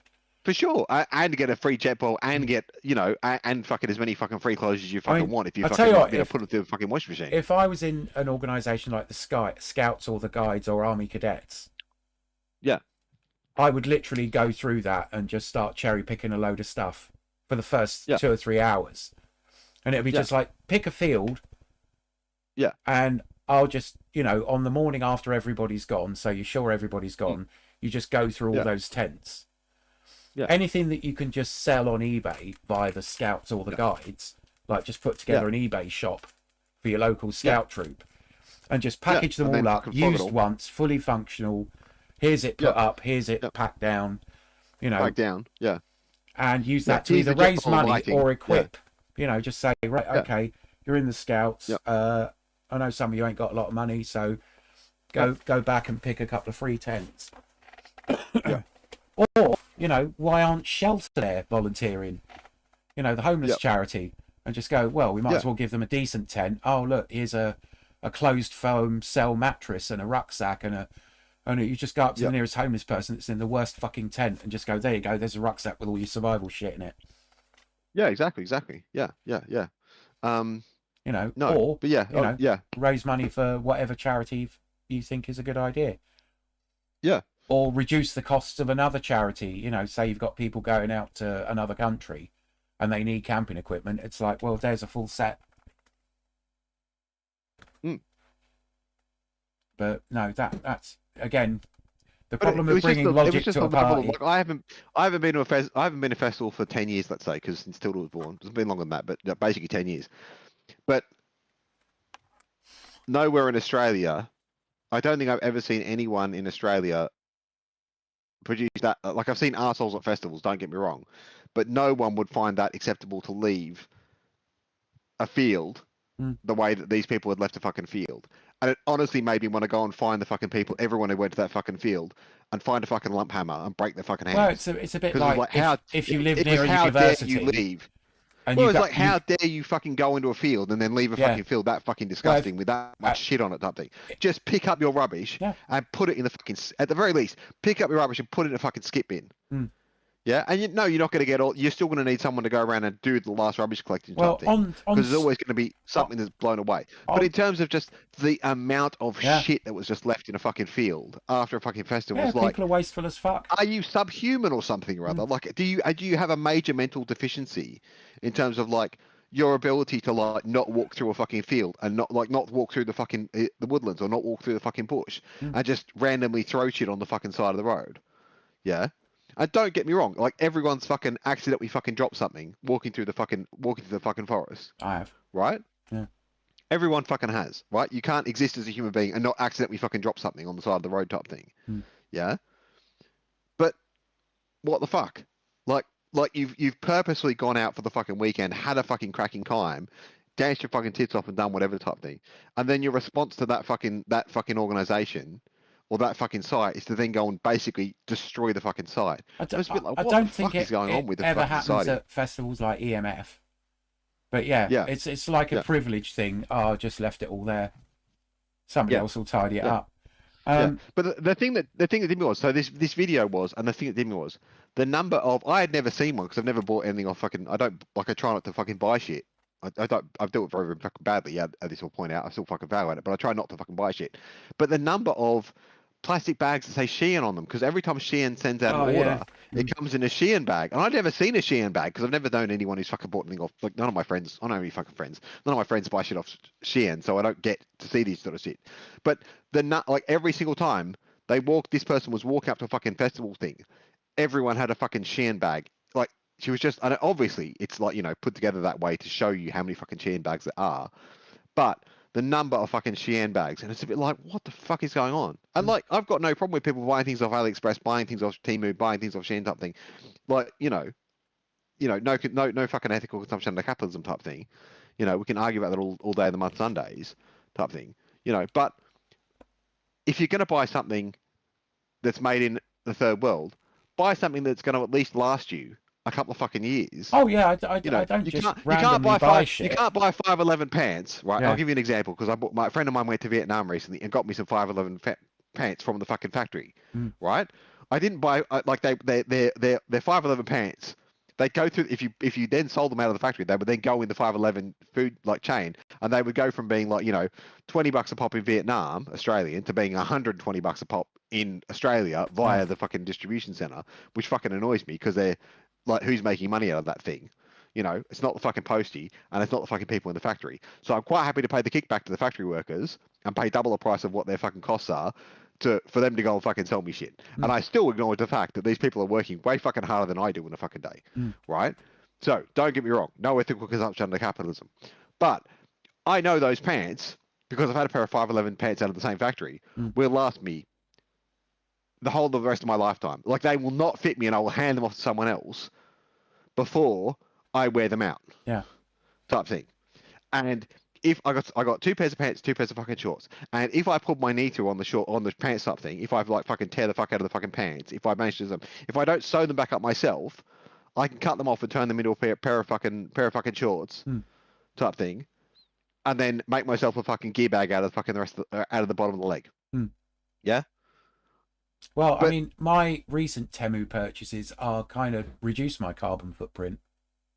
Yeah. Because I've switched to, in the winter, a thermal base layer, and if I'm at home, I bought a couple of fleece onesies that are just button in because it's like the warmest fucking overalls. thing. Yeah, we were talking about it earlier in the.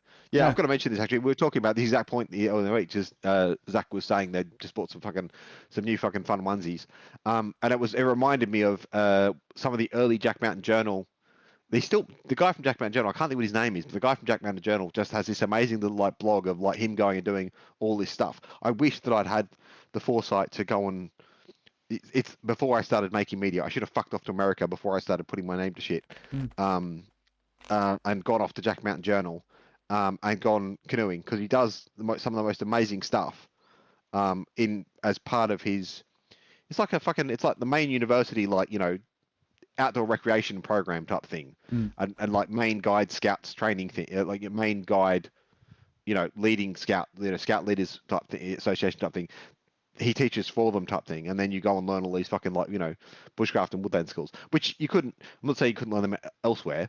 What I'm saying is it would be lovely to go and experience in the manner in which Jack Mountain Journal has set up to teach his stuff. But he's got some amazing fucking. He's got one of the best. He's got one of the best fucking videos from like must be fucking 15 years ago now, explaining how the human manure book reads and what you fucking do and how you fucking process it, because they're out in the middle of the stick somewhere. There's no fucking toilets anywhere, so they build toilets. Yeah. And it's like that's the fucking solution. That's the fucking that's where the fucking solution lies. There's no other fucking solution. That is the fucking solution, right?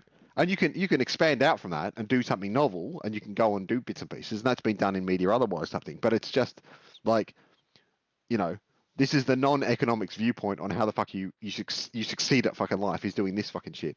Yeah. But yeah. But yeah, recycled shit. I don't buy new clothes anymore. I'll just go to a charity shop when I've got like what do I need? So for a tenner, I've now got 5 pairs of jeans that fit me. I've got loads of jumpers. I don't use heating anymore, and it's sort of like that's reduced that. It reminds me a bit of somebody tried to sort of like collar me whilst complaining about the environment. And she was like, I bet you don't know how much water you use. This was while I was living on the campsite. And I went, yeah, I do. Yeah. And she went, what do you mean? I said, I use 50 litres of water a week. Yeah. Yeah. And she was going, most people use 185 litres a day. How are you using 50 waters? And it's like, I've got a chemical toilet. Yeah. So that's the flush on that is less than a pint to clean that. And I go and get my water in 25 litre jerry cans. Yeah. Every week. I carry them back. Yeah. So I can tell you exactly how much water I use. How much water it is. And there was a point where when I was living in a house, it was sort of like, what's your carbon footprint? So they can suggest ways in which you could save money. And the little app online couldn't give me any ways to save any more of my carbon footprint. It was like, I use public transport. I take showers instead of baths. I don't waste food if I can avoid it. Yeah. I don't use very much electricity at all. In fact, now I'm unemployed. The reason I bulked up my learning laptop is that's the one I take around the house for most things. Because it's low power. When the battery's full, I unplug it. Yeah. And it'll run for 8 hours or so without being plugged in. Without being plugged in, yeah. And it's just like, okay, I'm just using this now, I guess. Now that I've found out it runs Skyrim now, I'm happy as Larry, so it's not like, okay. Yeah. Yeah. Yep. And again, people upgrading their computers for no fucking reason.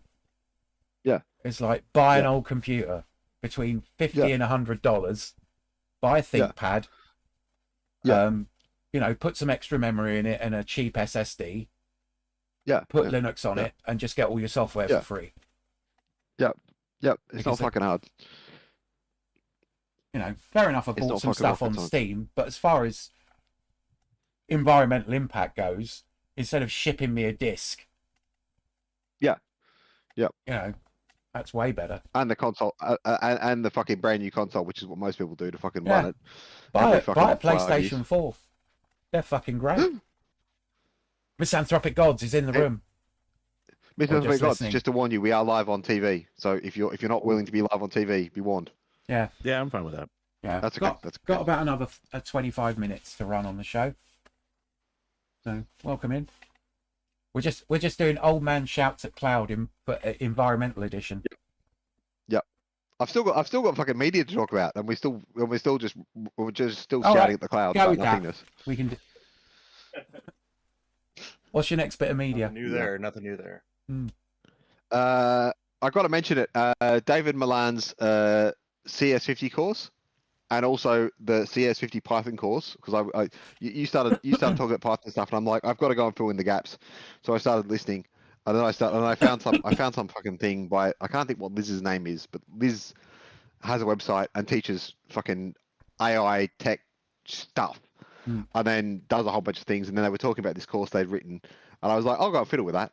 So I started having fiddling with that. But yeah, it reminded me. I was like, oh, I'll go and look up the CS50 course. And the CS50 course, for anyone who wants to understand, if you want like the severely stupid ramp up, but like we'll teach you fucking everything you wanted to know about C programming and a bunch of other programming languages and how shit works.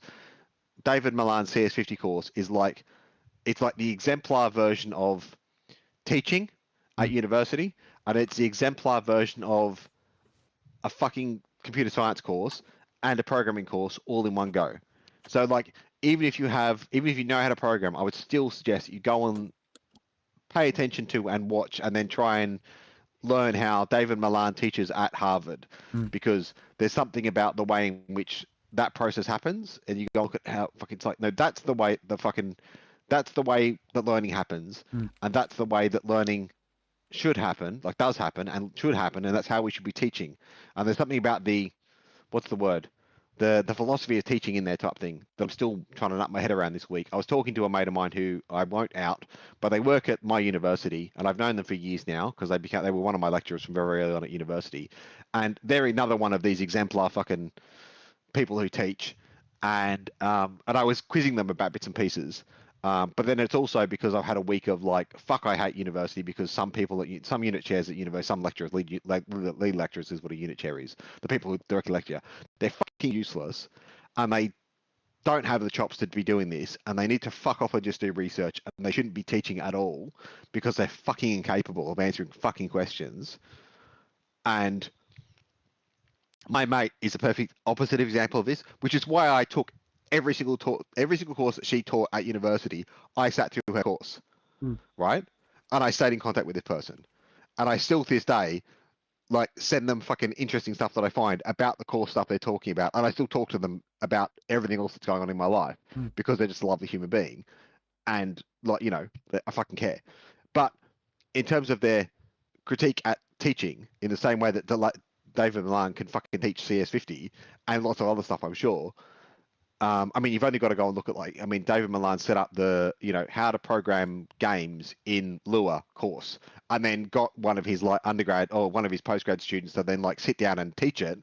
But in terms of like teaching and learning and if you want to go and like learn how to program, like make a fucking game, go and watch the, how to build a game in Lua CS50 game course type thing. If you want to know on how to do Python, don't get me wrong, the Python ramp course, the ramp on the Python course is like the first 20 minutes, half an hour type thing is the first like week of the fucking course. But the whole idea is you're supposed to stop it, read the book, do the fucking examples type thing, go and look in the book and then do all the fucking examples and play with it type thing. But it gets you to the point where you're actually being programming stuff usefully and reasonably at a level type thing. So just David Milan's Harvard CS50 course. How are you spelling his surname? Because I'm gonna grab that. Malla. It'll come up. I don't know. Yeah, but Milan is spelled Milan, the way the country's spelled. Mallan, I think. Yeah. Sorry, when I'm streaming, all my internet goes really slow. Yeah, that's all right. I'm just giving the whole thing a whole workout. Yeah, why not? Why not? But yeah, so that was one of my finds. It bounced off like, Zach's been talking about programming stuff, and we've been going backwards and forwards about it type thing this week. Yeah. Because that's Zach's new escapade. And my data stuff last year, I should mention, it's data wrangling with Python is the name of the book. I'll add a link and I'll put it in the show notes. But yeah, if you want to know how to do statistics, data wrangling, AI stuff. Yeah. there's a book. I can't pronounce the guy's name because he's Polish, and fucking I can't pronounce Polish names because, but in terms of it is a published thing, but it's also he's another person who taught through the process of building projects and making things and going whatever type thing, and there were still fuck ups in that course, and there's something to be said for the fact that university doesn't. There's an error in university or across university, which is there's not the time given to learning that should be given to learning. Yeah. They can't get out of the way in terms of like you have to complete this within the set course terms, and that's the dumbest thing ever because life fucking happens. All right. Yeah. And you can't learn, whatever's going on. Yeah. But in the same way, like my literature course this year is absolutely fucking cracker, and I've got to say the researcher for the unit chair for literature is just absolutely fucking amazing in terms of teaching style, ability, where they're coming to, where they're going to, type thing, and they've made that it could be taught a completely different way, and they've decided to go something really, really different with it. It's so fucking eye-opening in terms of where the fuck they've gone with this course. Yeah. That's my roundup of university this week. Well, it was shit. It was good. CS50 is an actual channel that is actually Dave Milan doing the lectures, which get updated. Yeah, and if you look you just go and search for, if you just go on into like search engine and do CS50, you can go and you can actually go and join the course as an external student, and you can use like all of the programming interface because VS Code is now like accessible on the web, and you can use it, and then you can use all of the backbone to go and take part in doing. You don't get a certificate from Harvard, I'll point out, but you can go and go through every single process, and you can use all of the stuff they use to teach their students at Harvard. You can go and use all that stuff like on the cloud and use their systems to go and do it, and they are quite happy to go and answer the questions, and they've built all these resources, and if you are on social media they will answer. You can join in things and join into the talks and live stream the pieces and ask questions and take part, and there is a social structure around external people from Harvard, because not everyone can fucking afford to go to Harvard, and not everyone can go to Harvard and turn up every week type thing to do it. But there's enough of a social structure, enough of a social bubble balloon around it type thing to actually fill in all the gaps where you would have problems like answering the questions, doing bits and pieces. So that's why I'm saying it's just this wonderful fucking research in terms of Python actually learning computer science. And AI studies seem to go hand in hand. Oh yeah, completely. It is really weird in that it's like an AI that's designed around coding. It's kind of like a 3D printer for computer code. Yeah. You just ask it to do stuff, and you refine it over time. Now it just spits out the Python thing for you. Yeah. I've been quite scared at the stuff that it's just gone, okay, give me 5 minutes, and it'll just write a whole code section and then it'll shit it out for you. Yep. And it's not always going to be right, and the things do hallucinate at the moment. But I think there should be some people that at least have got some ethical idea of what you might do with an AI, learning about AI, instead of some pencil-neck fuck that's going to work out how to fire as many people using an AI as possible. As fucking possible. Yeah. Yeah. Are you using the machine for learning, or are you using the machine to fuck over the rest of the people in the world? Are you the person who's making everyone's life better with the destruction of with the sock frame, or are you just firing all the people who have a job making socks? Is the answer to the question. Yeah. It doesn't come down to technology. It comes down to the morality of the person operating the sledgehammer. Especially when they're kind of giving away AI code to get people to use it in business to fire people. You can't leave a technology like that. It's a bit like 3D printing. You can't leave a technology like that in the hands of complete fucksticks. Yeah. Because I mean, otherwise, I don't think you can leave technology in the hands of complete fucksticks. It's a bit like, I don't know, ThinkPad laptops. Initially designed for people to wander around, that it'll do half their job, and they can go somewhere and do a PowerPoint presentation on why we've just fired 20 people. And then they throw them away. We need to be picking up some of this shit and going, nah. How about we ask the AI how to overthrow you? Yeah. How about we have tactical AIs on our side as they get more complex, or at some point these stupid people, because they're not smart people that are in charge of this, that are making the policy decisions. Sooner or later we're going to be able to get one that's heuristic enough that it will just start to adapt, and you can say to it, right, I got 50 people living in poverty. These are the resources. How do we turn that around and keep money out of, make it untaxable so those fuckers don't get yet more of that money? Yeah. And just say how no. do we solve the problems we've got? Yep. Because I'm gonna go back and then I'm gonna harass MG. So MG, you're on warning. I'm gonna harass you. I'm gonna go back to the example of that thing happening, and it's not an example of AI per se, but it's an example of that exact thing happening. Is in Cory Doctorow's walk away. Walk away. Yeah. Walk away. Yeah. Go listen, read. Otherwise, enjoy that amazing trove of fucking of fount of knowledge that is Cory Doctorow's Walk Away. Outstanding. Yep. Yeah. I mean, it is a shame that most of the people with money are dickheads. Oh yeah, And but you have to be a dickhead to want money, so that's the whole fucking thing. But if you had some money and you could invest the people that seek it out are generally not the people that are, putting themselves out there to try and be, good human beings. Maybe, even though he's a dickhead, maybe we should write to Bill Gates. He's doing his Mr. Philanthropist. Yeah, I don't know. I think he's, I think he'd probably, be upset still. Oh, there's a very good No. Philosophy Tube episode called "The Ethics of Wealthy People," where she goes on about, this is how wealthy people think. Let me give you some examples. And as always with Philosophy Tube, it's like an hour or so long of her like, I did my homework. Yeah. This is how it works. Yeah. I've met some. There was a really weird intellectual salon in Manchester where lots of middle class people used to go. And me and my girlfriend at the time only went to the one because we both got into like them's fighting words moments with a bunch of very wealthy people. Yeah. Wealthy people tried to tell me that poor people didn't want to be just given money. Unearned income. Stop being a lumpen proletariat, Zach. Yeah. Stop being a lumpen proletariat. This is why I get thrown out of anarchist meetings. And they were like, unearned income, nobody's really interested in that. And I eyeballed the room and said, how many of you people have got shares in stuff? Yeah. And it was all of them. And they all started to shuffle their feet a bit. Because I'm telling you, you didn't stamp out that widget or do that thing or perform that service. You just had money and they gave you more. Yeah. So it's okay if you've got money to be given money. You're part of the rentier class. Shut the fuck up. You don't get a fucking vote. Tax avoidance type scheme where some of your shares registered in the Turks and Caicos Islands or the Caymans. Well, that's just sensible. And it's like, you can always get money if you've got money. Yeah. But you can always destroy the environment and clutch your pearls if someone you can destroy the environment and you can destroy the communities around you. And you can make working class people a fucking nightmare, right? By owning shares, or you can get rid of the fucking shares.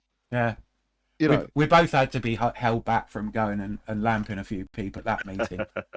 Both me and my girlfriend, she got thoroughly furious, and then only one person would talk to us after that meeting, and we're all going to the bar. One person out of like 50 people came up to us and said, well, that was fun. They deserved being shaken up from time to time, because normally it's some like little echo chamber of like, wouldn't it be nice if we ran everything? And it was like, you guys are fun. I hope you come again.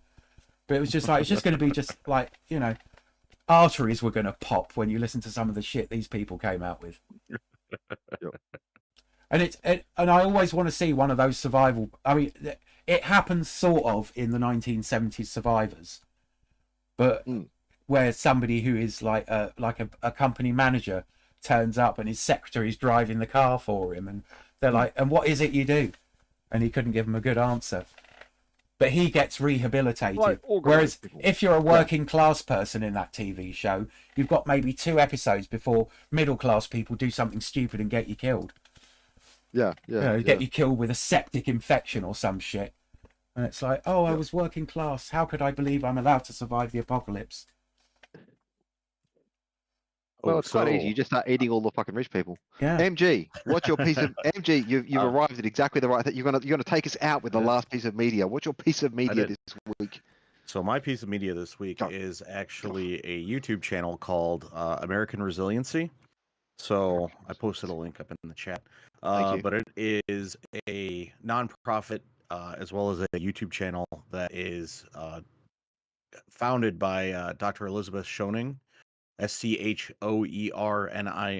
Schoening. I'm not exactly sure how to pronounce it, but she's a science education specialist. She had completed a doctorate at Arizona State University, postdoctoral work at University of Iowa.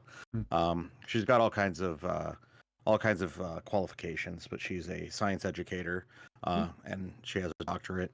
But she has a YouTube channel and a nonprofit called American Resiliency that is specifically based on going through the latest climate assessments, and like the NCA 5 is the most current one, climate assessment, which is done by the U.S. government pre-Trump, or at least pre this iteration. There won't be of another Trump, one. so Won't be another one. yeah. Well, so I mean, there may not be another one after this, but it takes a bunch of information from climate specialists and puts it together into I mean, a report. it was a sobering thing to And what see she does- people protesting on behalf of science. Oh yeah. Yeah. But she's been running this for a couple of years, and it has a bunch of YouTube videos that go through climate assessments and breaks down the data in that big NCA 5. It breaks it down in the Wodjapka that is Yeah. like that. Like, what does it Yeah. actually mean, and how do you actually fucking read this thing? Yeah, exactly. So she goes through and breaks it down, but she breaks it down by region and stuff like that. So she has like each state has its own video, which in regards to the NCA 5, but then she also goes through different things, building fire resilience, because with the climate change, wildfires are spreading more, and it's going to be coming to areas that didn't have that before. Things like that. Also, what's some of the other ones? She's done a couple of international ones. She did one recently for Brazil. She's regional ones, talking about storms and then talking about preparedness, things that you can do to try and be more resilient yourself. So the whole thing is trying to help people survive day to day in the current climate crisis that we're going to be having, as well as the current political crisis. So, she tries to keep politics relatively out of it.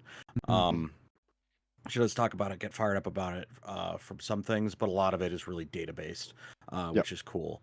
And then just talking about different strategies you can do in your home if you're urban, if you're suburban, if you're rural, different things that you can do to try and help make yourself more resilient and being able to combat these different types of threats that can come in and make your life shit, truthfully. So.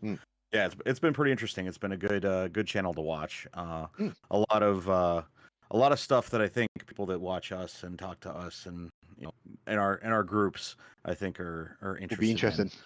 Yeah, for sure. Yeah. No, I was reading 2 weeks ago for literature, or like randomly for literature. We were set because it's all about climate. My literature subject this semester is all about climate catastrophe, and then speculative fiction about climate catastrophe. But in the first week, very, very cheekily, Bruce Sterling in there. Oh yeah, there's so many. It's amazing. Like the whole fucking reading list is just phenomenal in terms of like literature studies, but then also in terms of like the books and stuff we have to read. I mentioned a few of them earlier in every week, so I won't go over it. But in the first week, there was actually the international reporting around climate change was like, and it's like fucking 250 pages of shit. And it's like, don't go and read the whole thing because you break your fucking brain. But you can literally open to like any fucking page and start reading. It's like, we're fucked. You just open random pages and the whole thing is just like, we're fucked. And I say that as someone who will jokingly reference everything with climate change is not real, because that's like the standard line. One has to say whenever anyone says climate change, you must of course repeat the mantra of, but climate change is not real in your head. Otherwise, you'll be overtaken by lefty communists will come and invade your brain space, and you'll end up being like a trans fucking lesbian somewhere, like fucking on the fucking internet type thing, like making fucking ethics fucking videos, and then playing parts in plays or something rather unimportant or otherwise. Well, sooner or later, having an IQ over 80 is going to be considered a DEI hire. Yeah. Well, either that, or we're going to go into, or it's either the DEI hire, or where everyone with an IQ over 80 is going to be put into the fucking military and fired off to go on attacks like fucking the Alpha Centaurians, in some kind of war game-esque, fucking Robert Haldeman fucking shakeful fucking nightmare fucking scenario type thing. where we didn't pay attention to, can we communicate with these things? Did anyone try and communicate with these things? You know, did we paint on the side of the hull "hello" in big fucking letters? I mean, in a You know, tribute hello. to it's Salvador Dali that painted Guernica, wasn't it? I believe so. Yes. When it was on display in Spain after the Spanish Civil War, just in the run up to the Second World War, there was a German officer in the art gallery, and obviously Guernica was basically perpetrated in the main by the Luftwaffe, bombing the fuck out of Guernica, and it's this like, you know, really horrifying. It's massive, the original painting. Yeah, About 15 feet by 10 feet. It's huge. Yeah. And Salvador Dali was in there because it was the first place where they showed it in Barcelona's art gallery. And the German officer stiffly said, "Who did this?" And Dali apparently looked the guy up and down, clocked his uniform and said, "You did." Yeah. It's actually, it was Pablo Picasso. I lied. It's Picasso. I had to go and Google it. You're right. Yeah. In the spirit of that, it'd be really funny to have people that are considered to be somebody that everybody likes. Yeah. Digging a thermal shelter in their backyard, you know, because it's getting too hot or it's going to be too windy. Yeah. And it's like, why are you doing that? And there'll be somebody, you know, somebody that's like, I don't know, on our side. Someone like Bill Nye, or you know, somebody of that, you know, that's got enough stature but is also against the policies of the time, but that is kind of beloved, like Matt Damon or someone. I don't know, somebody that everybody. Keanu Reeves would be brilliant at it. Yes. And he's there digging like a dugout in his back garden, and he's putting sandbags in, he's stocking up with a radio and shit like that, and he's sort of, okay, we've got to preserve some books and some culture. And you get someone sort of like that looks like they're a bit right wing saying, "Why are you doing this?" And he just turns around and goes, "The people in charge are dickheads. They will inevitably fuck us." This is, you know, I think everybody in their backyard needs to dig some kind of thermal shelter because the temperatures are going up. Put some water beside, because the people in charge of the things we need don't give a fuck about you. Yeah. So here is your one weekend $100. You as being hostile to them. Yeah, just, you know, they actively want to kill you. They actively want to make. They actively want to wipe out. I'm not suggesting that the argument for population control isn't incorrect. What I'm saying is that, like, when it comes down to it, the argument comes down to there are too many people on planet Earth, right? And then how do we fairly and equitably reduce the number of people in subsequent generations so that everyone has the chance to have a kid and have that fucking resource, but we don't crash the fucking thermodynamics of the fucking planet because there's too many people. And there's a really fair way of doing that. And then there's the fucking cliff face that we are going towards. Yeah. So which one do you want to do? Do you want to turn around and say, let's have replacement value kids, or let's have one kid between two, right? If you want to have kids, let's have one kid between two if you want to have kids, right? Yeah. And then conversely, right, you might not want to have kids, or you're quite happy not having kids, or maybe you don't want to fucking live that life type thing. Yeah. And that's okay. That's fair and equitable in the Western sense of the world type thing. I'm not talking about the mechanics of third world. You just go for numbers. I mean, imagine somebody in, like, wherever she lives. I mean, because she's from Appalachia, but Dolly Parton in her 60s digging like a thermal bunker. It's like, well, y'all are killing our planet. Now I got to put in some beans and some chuck steak, and I'm gonna, you know, a couple of CDs of favorite country music and my Bible, and that's all going in my little dirt bunker in the back 40. You know, so like, because you can't tell Dolly Parton off. No, you'll get lynched. No. Imagine somebody losing their temper with Dolly Parton. You've got a life expectancy of minutes. It's Dolly. You can't. And Dolly would be up for it. Dolly, you know, Dolly Parton partially funded the first. So we need virus Keanu Reeves vaccine, rather. We need Keanu Reeves and Dolly Parton to start it off. People that are really hard to argue with. And then we get Cory Doctorow to do one as well. Yeah, but Cory Doctorow is one of those commie pinko sympathisers. You've got to get people that have like respect across America, and you'd like imagine Taylor Swift digging one and going, well, you know, you're going to fuck up our planet inevitably because you people voted for an idiot. Like literally, clearly people that are idiots. I'm going to be in the public eye, Yeah. and I'm going to do massive amounts of drugs, and then make snap decisions. Oh, right, okay. Yes. That's Yeah. a good way of, and I love the way that Trump's taken Elon Musk's backlash personally. It's like you can't be mean to one of my friends. All right, we're going to put tariffs on everything. Canada's going, we don't need anything from you. we make all that shit here. I've gotten into so many fucking arguments with these idiots that are like, oh no, the tariffs are a good thing. I'm like, yeah, okay, yeah, we'll see. You work for minimum wage. Yeah. You'll see soon how much the tariffs are a good thing. Yeah, you'll see. Yeah. Yeah. You Well, know, I like the way they had to dial it back. Every single trade agreement that we've had. It turns out that they put partially completed vehicles across different borders like multiple times before they're finished. And it's like, so you got to pay a tariff to bring it back to the US, and then Canada will charge you another tariff to take it to Canada to fit even the just muffler. General Motors has factories in Canada and Mexico. Yeah. And that's where a significant portion of American vehicles come from. Is they're either manufactured in Ontario or down in Mexico. Yeah. And you thought that car prices were bad before, especially post-COVID. Like, you're not going to be able to afford a car anymore. Yep. And the best thing that can happen to you as a Tesla Cybertruck owner is somebody vandalize it and writes it off. Because at least you'll get your insurance money back. Whereas if you try and sell it, it's okay. No, it's okay because those Ukraine drones, like as soon as the Ukraine, like as soon as Trump forces the Ukraine conflict to go away, which is what he's actively trying to do, right? Like we get all of the Ukraine technology because all those fucking Ukrainians are going to have to fucking escape to the to the West. So we get to steal all of the fucking soldiers that came out of the Ukraine conflict, all the fucking drone operators and all the rest of the guys programming the drones, and then we get to open source technology, and then we get to have like the drone strike force across America that every time that anyone drives a Tesla vehicle, like anywhere in the US, like a drone actively like bombs the fuck out of a Tesla, so that Teslas can't exist on the fucking roads. Well, it's just like OpenAI, like fucking running this fucking thing. You're just like, oh no, it's just a 3D print fucking factory, like in Canada, spitting out things, and then we just like give them over to whoever wants them type thing. Someone straps a fucking shotgun shell on it, and then it just fucking destroys the fuck out of these things. Multiple fucking drones with a shotgun shell just go fucking into the fucking side of a Cybertruck. No more Cybertrucks. It's fucking wonderful. Well, don't do that, kids. I think if you want no more Cybertrucks, you just wait 5 years. The things will all fall apart. They'll rust away. There eventually won't be any Cybertrucks. People will be scavenging the stainless steel to make useful things.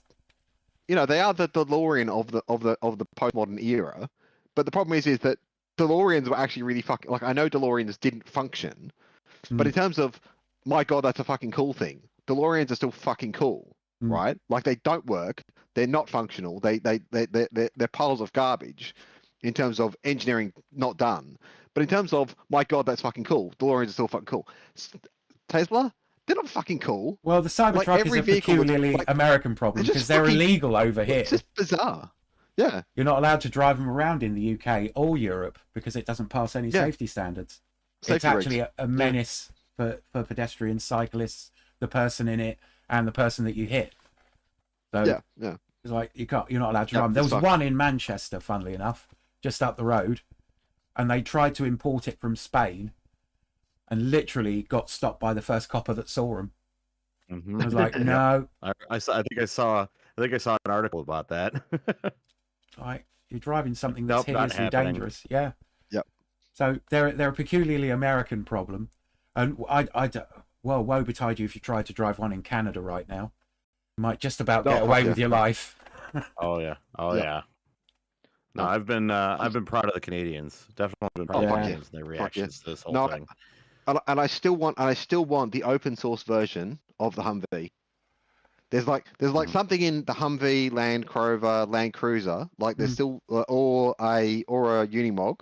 There's something in that gaze of like of that vehicleness, like the philosophy of like vehicleness. What is this thing? There's something in that thing that works. And I still want plans, design, details, engineering scope of like from first principles of I have some magnetic rock on the sandy beach, I have some magnetic sand on the beach. How do I get to that thing? I still haven't solved that fucking problem in my mind. There's still something in there type thing. I'm sorry to draw a line on this, gentlemen. We are at time though this week. Okay, well that's been Um, fun. We had a bit of a rave. Shout All at right. Well, I'm Clouds. glad I was able to pop in. Yeah. Well, Well, thank you for popping. we're not going offline as such, but we are stopping Yeah. the stream. So if you want to hang out another time, do feel free to show up and we'll do our thing again at the next opportunity, which may well be next Saturday. Yeah. All right. Good night, everybody. Bye, everyone.